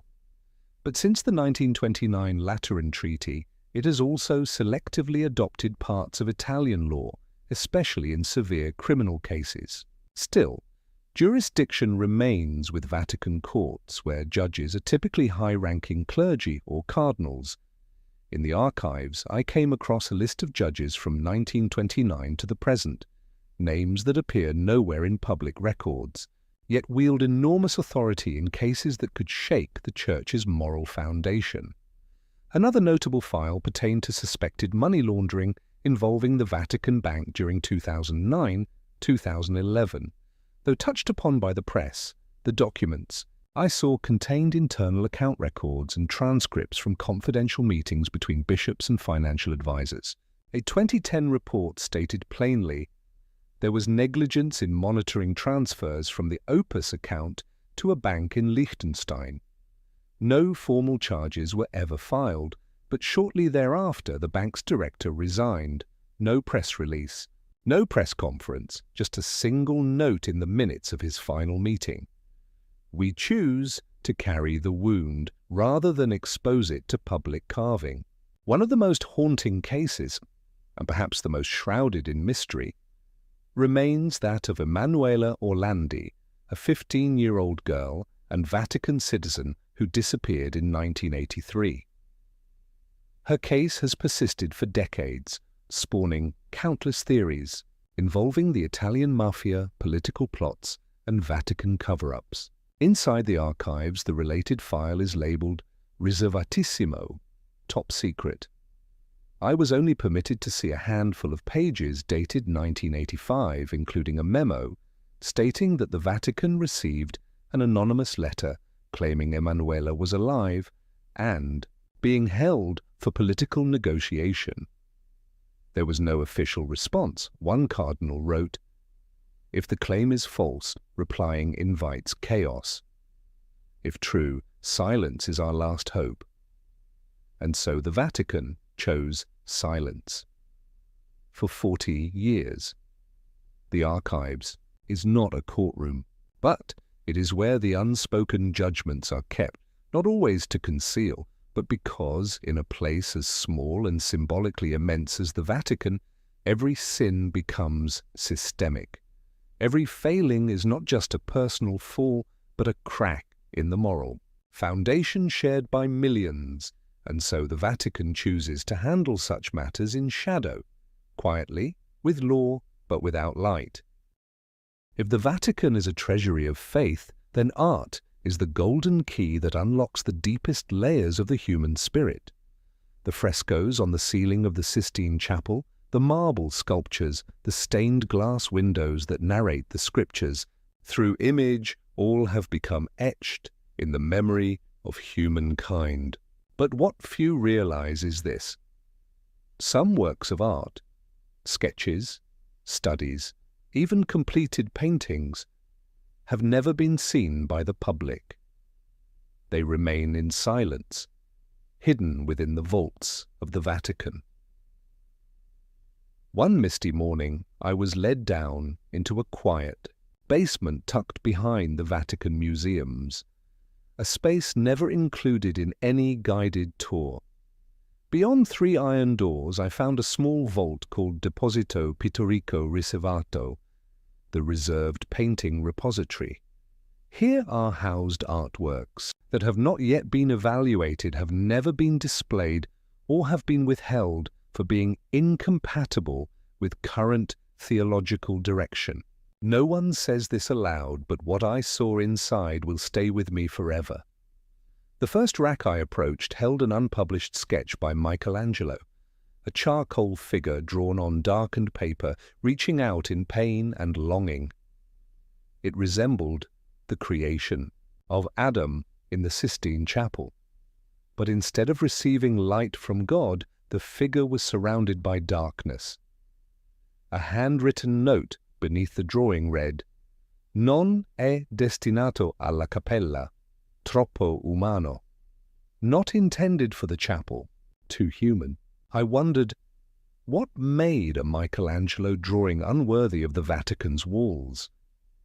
Perhaps it expressed something theology fears to face, that humanity is not only a creature to be redeemed, but also one abandoned to despair, not always reaching toward the light. On another shelf were 2 oil paintings signed by Raphael Sanzio, though his signature had been faded over in grey ink. An accompanying study noted that the style of these works was too worldly for the rest of his known body. One depicted a pregnant woman holding a crucifix, a striking image deemed theologically inconsistent, since the Virgin Mary is never portrayed this way. A small annotation beneath read, "Confusione dottrinale," may cause doctrinal confusion, and so a masterpiece was veiled not because it lacked beauty, but because it raised questions. I also came across a painting attributed to Caravaggio, never put on display. It showed St. Peter, not yet an apostle, as a humble fisherman, dirt on his face, gripping a torn fishing net. No divine light, no halo, no sacred symbol, just a tired man at the beginning of faith. Was that why it was withheld? Because it lacked the sanctified image of a purified saint, or because it felt too real?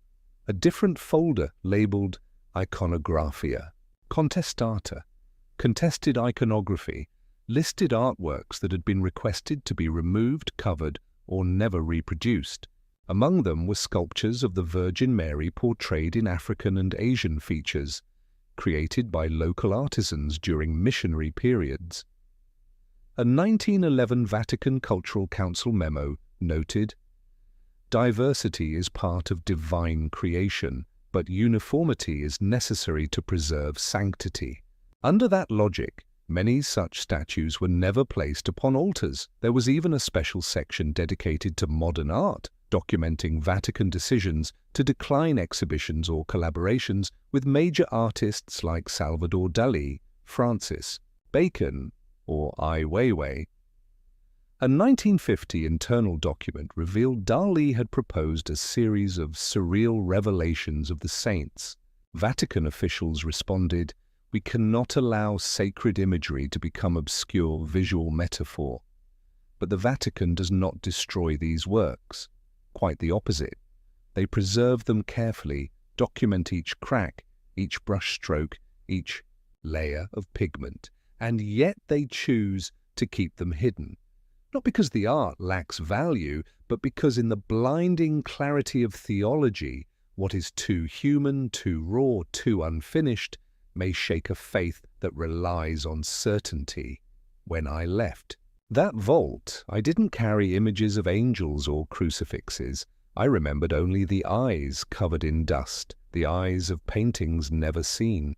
And I wondered, perhaps what the Vatican withholds from the world is not out of fear of losing belief, but fear of confronting a version of faith still in progress, where saints and sinners, heaven and earth, are still in debate, still unfinished on the canvas. When people think of the Vatican, they think of chapels, prayers, theology, not telescopes. And yet between faith and the cosmos lies a quiet path, often overlooked. The Vatican is home to one of the oldest astronomical research institutions in the world. And within its archives, what's preserved is not just star charts, but a long, intimate history of tension and harmony between heaven and earth, between belief and intellect. My journey began at a small filing cabinet labelled Specula Vaticana, the official name of the Vatican Observatory. Inside were handwritten records from the 17th to the 20th century, notes on comet sightings, solar eclipses, and strange stars appearing in the night sky. One notebook dated 1610, copied from the original records of Christopher Clavius, the Jesuit astronomer who helped design the modern Gregorian calendar, reads, "The stars are not disorder. They are signs of an order we do not yet understand." In that line, I saw something deeply revealing. The Vatican never truly turned its back on science. It simply chose its own terms of engagement.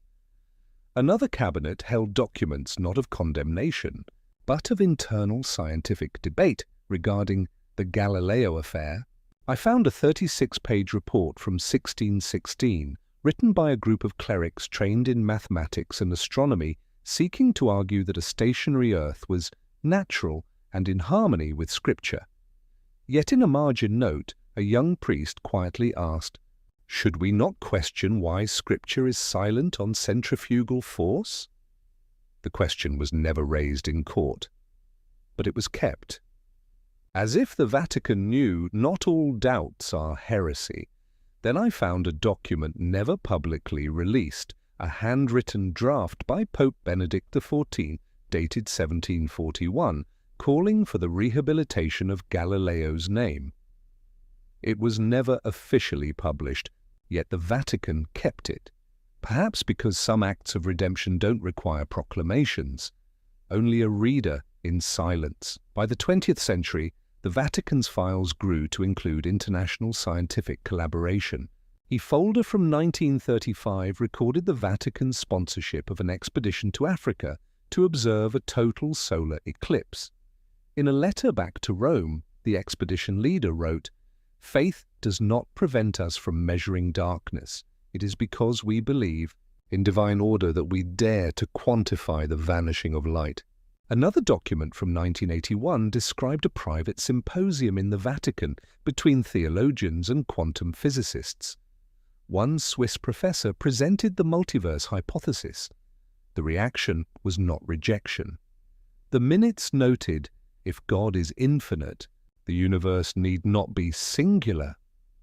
A rare statement, but a sign that the Vatican had quietly evolved, no longer a guardian of fixed truths, but a house in dialogue with the ever-widening edges of understanding. I even found correspondence between the Vatican and NASA, particularly around the time humanity prepared to set foot on the moon. A handwritten letter from the Holy See to President Kennedy, dated 1962, read, "We pray for those who dare to leave Adam's sky to witness the Creator's work from without." When Apollo 11 succeeded, the Vatican did not hold public celebrations, but in Pope Paul VI's private journal, one line was recorded, "Today man does not merely gaze upon the heavens, he has touched them." To my astonishment, I also found a copy of a letter from Stephen Hawking to the Pontifical Academy of Sciences dated 1990. In it he questioned whether God was even necessary in cosmological origins. The Vatican didn't rebut. A theologian wrote in a confidential note, "If God must hide in the gaps of equations, then he is not truly eternal."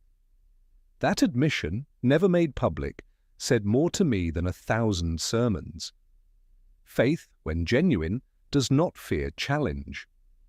Today, the Vatican Observatory still operates quietly from Castel Gandolfo. They make no loud declarations.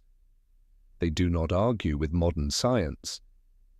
But in their archives I saw something even more profound.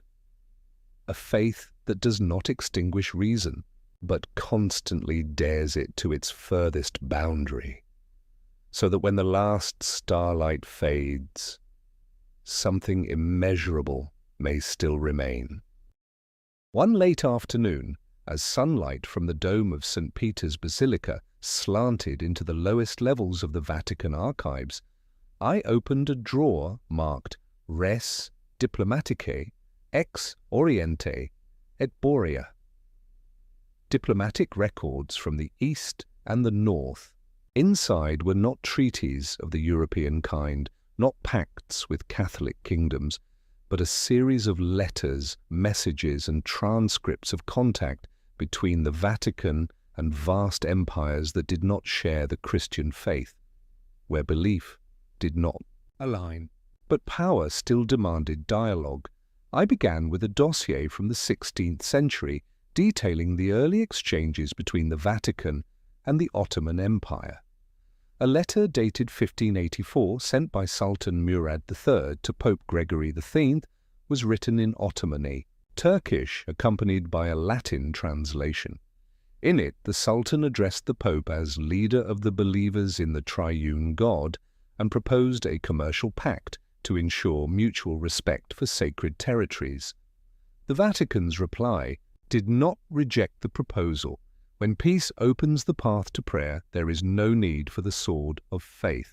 A strange tone, cautious, yet yearning for a shared order between two civilizations, long portrayed as irreconcilable.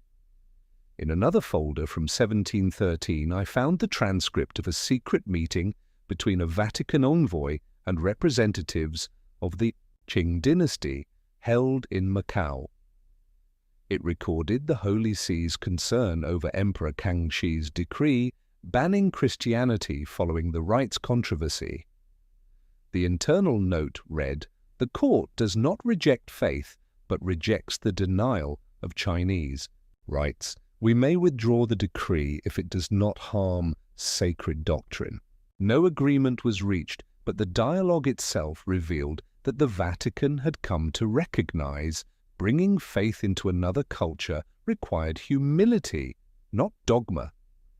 What struck me most was a never declassified file titled Negotiationes cum Moscovia.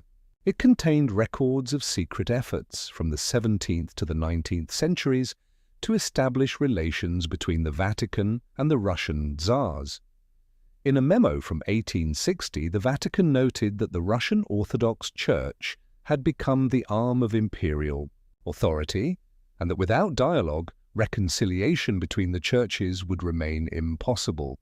A private letter from Pope Pius IX to Tsar Alexander II included the line, "When the throne seeks eternity, it must listen to the voice of the eternal throne." There was no reply, but the Vatican did not stop writing. In a document from 1902, the Vatican recorded contact with a Japanese scholar representing the Meiji court. The two parties discussed theology, culture, and the possibility of coexistence between Christian charity and the honor of Shinto. One line in the transcript stood out: "The East does not reject faith, it rejects imposition." It read like a reminder to the Church itself. Truth is not a gift that can be forced upon another. I found a 1954 internal memo, just after the end of the First Indochina War, in which the Vatican proposed sending a secret envoy to northern Vietnam to observe the condition of Catholics following the Geneva Accords. There was no official order, no public document, but in the file the envoy's handwritten note read, "I saw priests celebrating Mass in silence, vestments hidden under civilian clothes. Faith here makes no noise, but it has never died." The report was never published. One of the most moving files was a compilation titled Via Pacis, The Path of Peace, containing the full correspondence between the Vatican and the United Nations from the end of World War II to the present.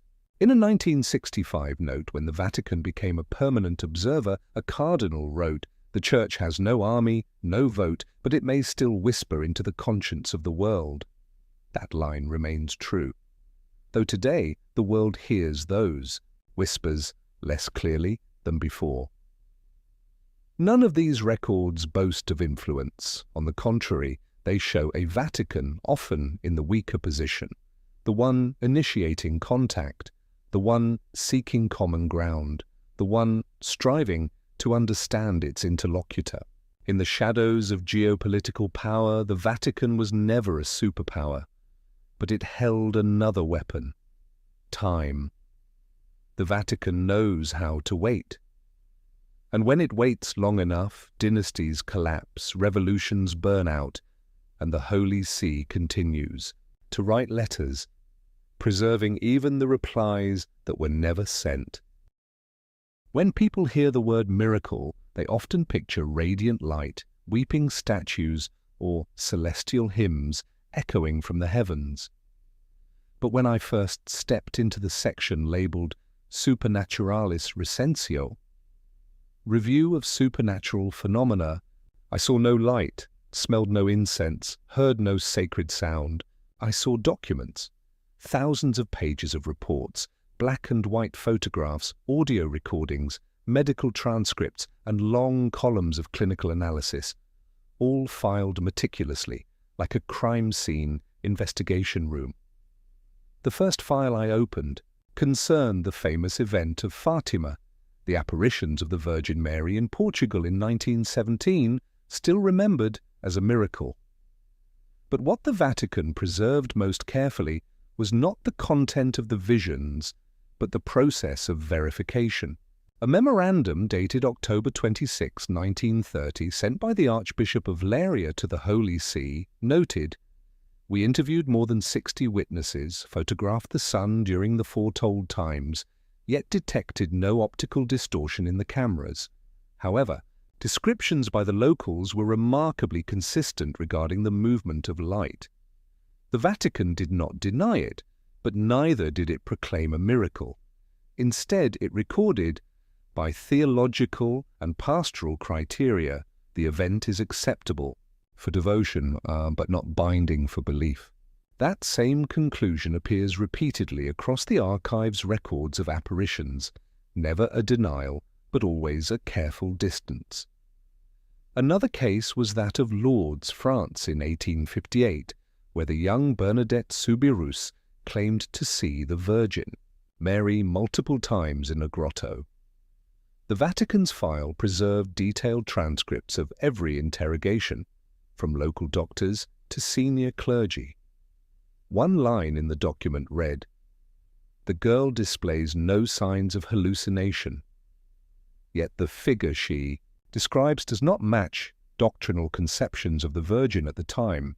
Eventually, the Church did not validate the visions directly, but rather the inexplicable recoveries from illness that followed pilgrimages to Lourdes, and the Vatican never rushed. In another file, I read about the 1973 apparitions in Akita, Japan, which were not officially recognized by the Holy See until over 20 years of investigation had passed. Doctors, psychologists, theologians were dispatched, and each step was accompanied by internal reports. One particularly telling note read, "The weeping statue of the Virgin is chemically verifiable, but scientifically inexplicable." This does not make it a miracle, it makes it worthy of monitoring.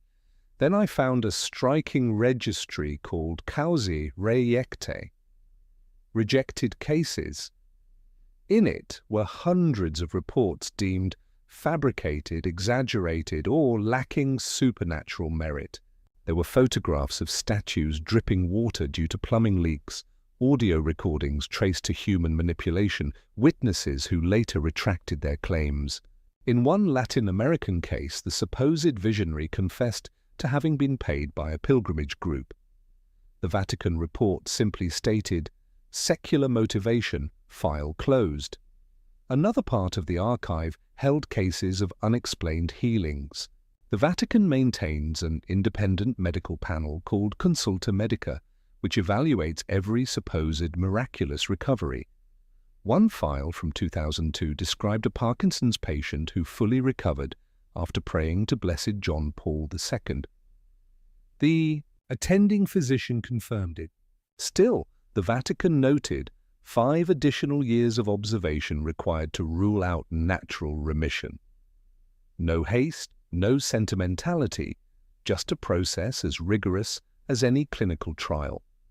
One small file I stumbled upon bore the name Aurora Messina, a 17-year-old girl in Italy who in 1966 claimed to receive nightly divine prophecies during full moons. Crowds gathered at her home, but internal Vatican notes stated, after 7 months of observation, no objective evidence was found. The divine voice in her room was ultimately traced to a hidden speaker installed under her bed by her brother, who later confessed he only wanted to protect the faith of the villagers. The case was sealed with a red stamp. Deception for notoriety. But perhaps the most haunting file was one without a date, titled Lux Inter Cecos, Light Among the Blind. It contained a testimony by an elderly priest living in a mountain monastery in Switzerland. He claimed to have seen a glowing child in the snow one night, but when he approached, it vanished. He did not ask for recognition. He simply asked the Holy See to record his account, so that if anyone else ever sees it, they will not think themselves mad. The Vatican neither rejected nor affirmed it. One line from the examiner's note read, "Silence is the only way to preserve the sacred."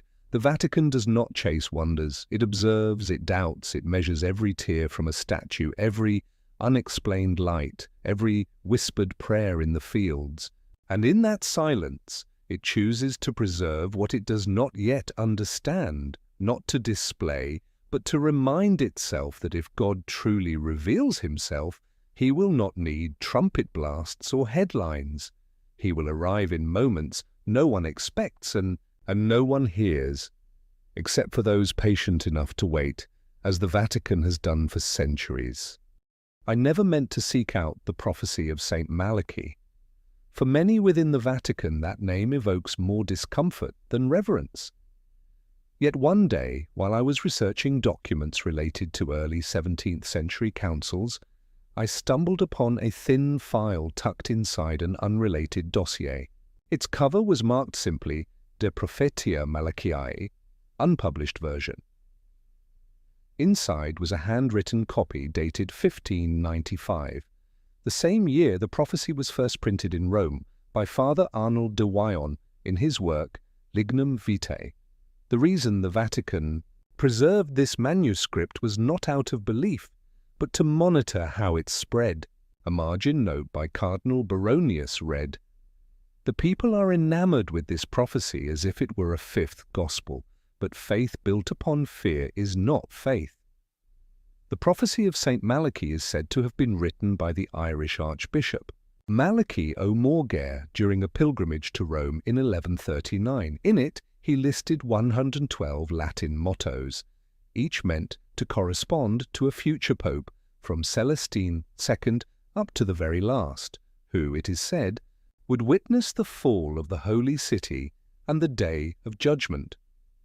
In the Vatican archives, I found an internal table, never made public, mapping each prophetic phrase to an actual pontiff. Some were eerily accurate. Lumen in Caelo, light in the sky, was linked to Pope Leo XIII, whose coat of arms bore a radiant star. Pastor Angelicus, the angelic shepherd, fit Pius X, revered for his spiritual life. But the further down the list, the weaker the connections. Ultimately, a Vatican memo from 1978 concluded, "This is the effect of reading backward. People assign meaning to what has already passed, not what is to come." Still, what prevented the Vatican from outright denouncing the prophecy was the final line. In Persecution Extrema SRA, sedebit Petrus Romanus. In the final persecution of the Holy Roman Church, Peter the Roman shall sit upon the throne, and then the city of 7 hills shall be destroyed, and the dreadful judge will judge his people.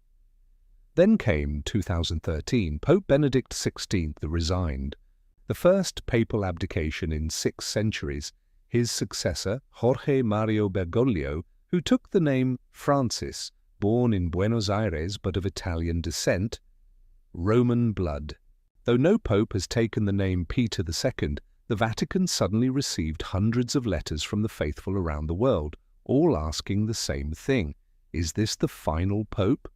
One internal document I found recorded a meeting of the cardinals in 2014, just months after Francis's election.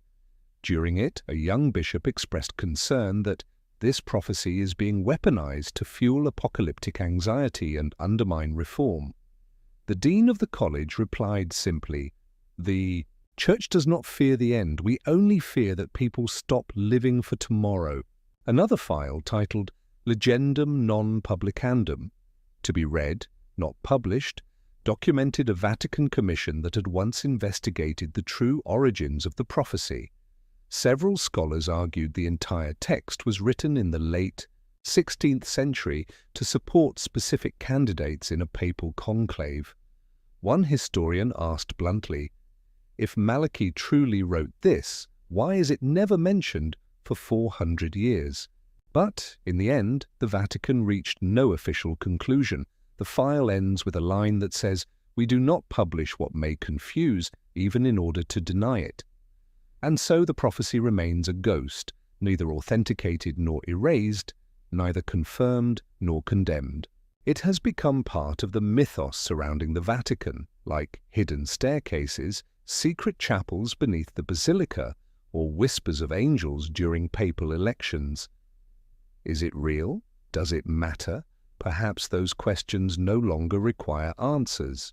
As one elderly bishop once whispered to me while turning the final page of that prophecy, "There are words God never spoke, but left behind for men to decide whether to believe or not." The archive labelled Archivio Pio Puisi Anni di Guerra remained sealed for more than 70 years. It was not until 2020 that parts of it were finally declassified. But even those disclosed were only the surface. When I stepped into that room, the fresh air of the Vatican hallways seemed to vanish, replaced by an invisible weight. Pages unstained by blood, yet heavy with the silent deaths of millions. I opened a folder titled Lettere non risposte, 1942. Unanswered letters. Inside were dozens of pleas from Jewish communities across Europe, written during the most brutal years of the Holocaust. One letter, dated August 1942, came from a rabbi in Slovakia. It read, "We do not ask for a public intervention. We only ask that you affirm that God is not silent." There was no reply in the file, only a pencil mark on the margin. Forwarded to the Secretariat of State, response pending. Another folder recorded Vatican contacts with Nazi officials. In a memorandum dated November 1939, the German ambassador to the Vatican, Diego von Bergen, pledged, "The Reich will respect religious freedom if the Holy See maintains neutrality on internal matters." Cardinal Maglione, then Secretary of State, replied, "We do not intervene in politics, but we will speak if innocent life is threatened." And yet, if that voice spoke, it never reached the public. One internal report shook me to the core. A document addressed directly to Pope Pius V and dated October 1943, just weeks after Jews in Rome were deported by fascist authorities. It stated, nearly 1,000 Jews were taken from the city on October 16th. The train departed from Tiburtina station, destination unknown.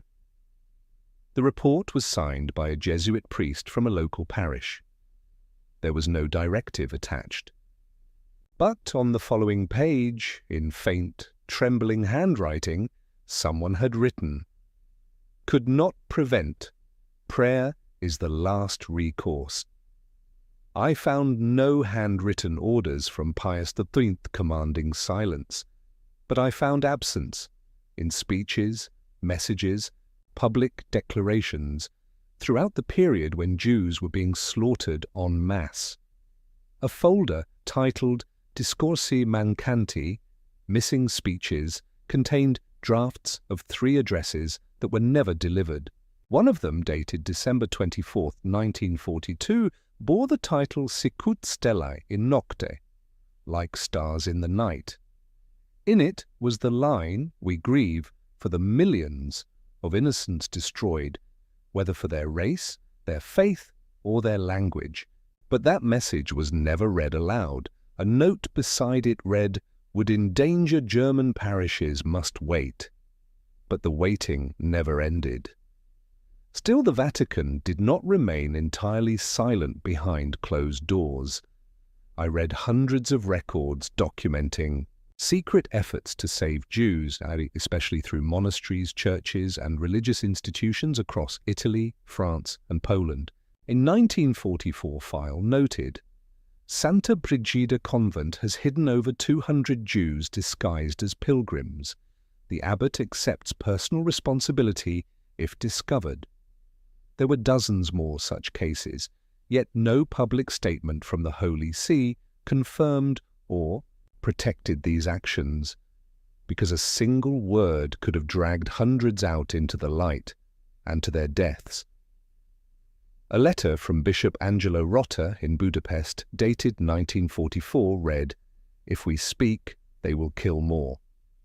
If we remain silent, our conscience will die." There was no recorded reply. But in a private memo I found a handwritten line, unsigned, "To choose between voice and life, no one is holy enough to choose rightly." After the war, a file labeled Difese e Silenzi, Defenses and Silences, contained transcripts of internal meetings preparing for the coming wave of criticism. One cardinal suggested a public statement that the Holy See had quietly saved lives during the Nazi reign. The proposal was rejected. Instead, the Vatican chose continued silence and let the world debate. One final note read, "We do not speak. History will find the words, and history has never stopped searching. Some say Pope Pius V lacked courage, others say he did all he could within the limits of his office and time, but what I saw in the archives was not a judgment. It was the fractured record of a moment when moral clarity was pushed to its limits. There were no heroic proclamations, no apologies, only the lingering truth of a cold reality. Silence, whether born of fear or strategy, leaves an echo that cannot be erased." After hundreds of hours of reading, turning page after worn page, deep beneath the earth where no bells ring and no candles flicker, I began to ask myself, why does the Vatican keep all of this? Skeptics might say, to control, to conceal, to avoid facing truth. But if that were all, why not destroy it long ago? Why preserve, with such care and precision, every internal memo, every unanswered plea for help, every draft of a speech never spoken? I gradually came to understand the Vatican doesn't merely preserve truth, it preserves the complexity of truth. In those archives, there are no justifications, no blatant lies. There are gaps, silences, half-told stories. But there are also voices once buried at the bottom of history, questions never allowed to echo, and small, quiet acts that saved hundreds of lives without asking to be credited. The Vatican knows, better than anyone, a truth spoken at the wrong time can become a weapon, and so they choose to hold it, not to manipulate, but to wait. They do not rush to open every door at once. They believe each generation should only know what it is ready to understand. And that, difficult as it may be, is also a form of responsibility. I still remember the room at the far end of the Western Hall, a small chamber behind an old wooden door inscribed with the Latin words Veritas temporis est. Truth belongs to time. Inside, there were no files, only a wooden desk and a blank book. The elderly archivist whispered to me, "This is where no more questions are asked. Only listening remains." I sat there, not to write, but to reread in silence every chapter I had encountered. From secret meetings with emperors to hidden works of art, miracle investigations, Vatican silence during World War II, the role of women, of science, of rituals never performed, all flowing like an invisible current through millennia. I did not leave with answers, but I did leave with a certainty. The Vatican archives is not where truth is buried, but where truth is protected from oversimplification. Truth does not always comfort. Sometimes it reveals popes who doubted, saints who faltered, and angels in paintings that wear the face of fear. But it is that kind of truth that makes faith, if it survives, truly mature. And perhaps that is why the archive continues to open, not in line with history, but with the conscience of humankind. When we are brave enough to look at the unvarnished face of faith, then the doors of the Vatican will open, not with a key, but with the quiet readiness to understand and to forgive. I did not leave the Vatican feeling as though I had exited a fortress of secrets, but rather a chapel waiting for someone to return. Not to worship, but to listen to history, to memory, and to oneself.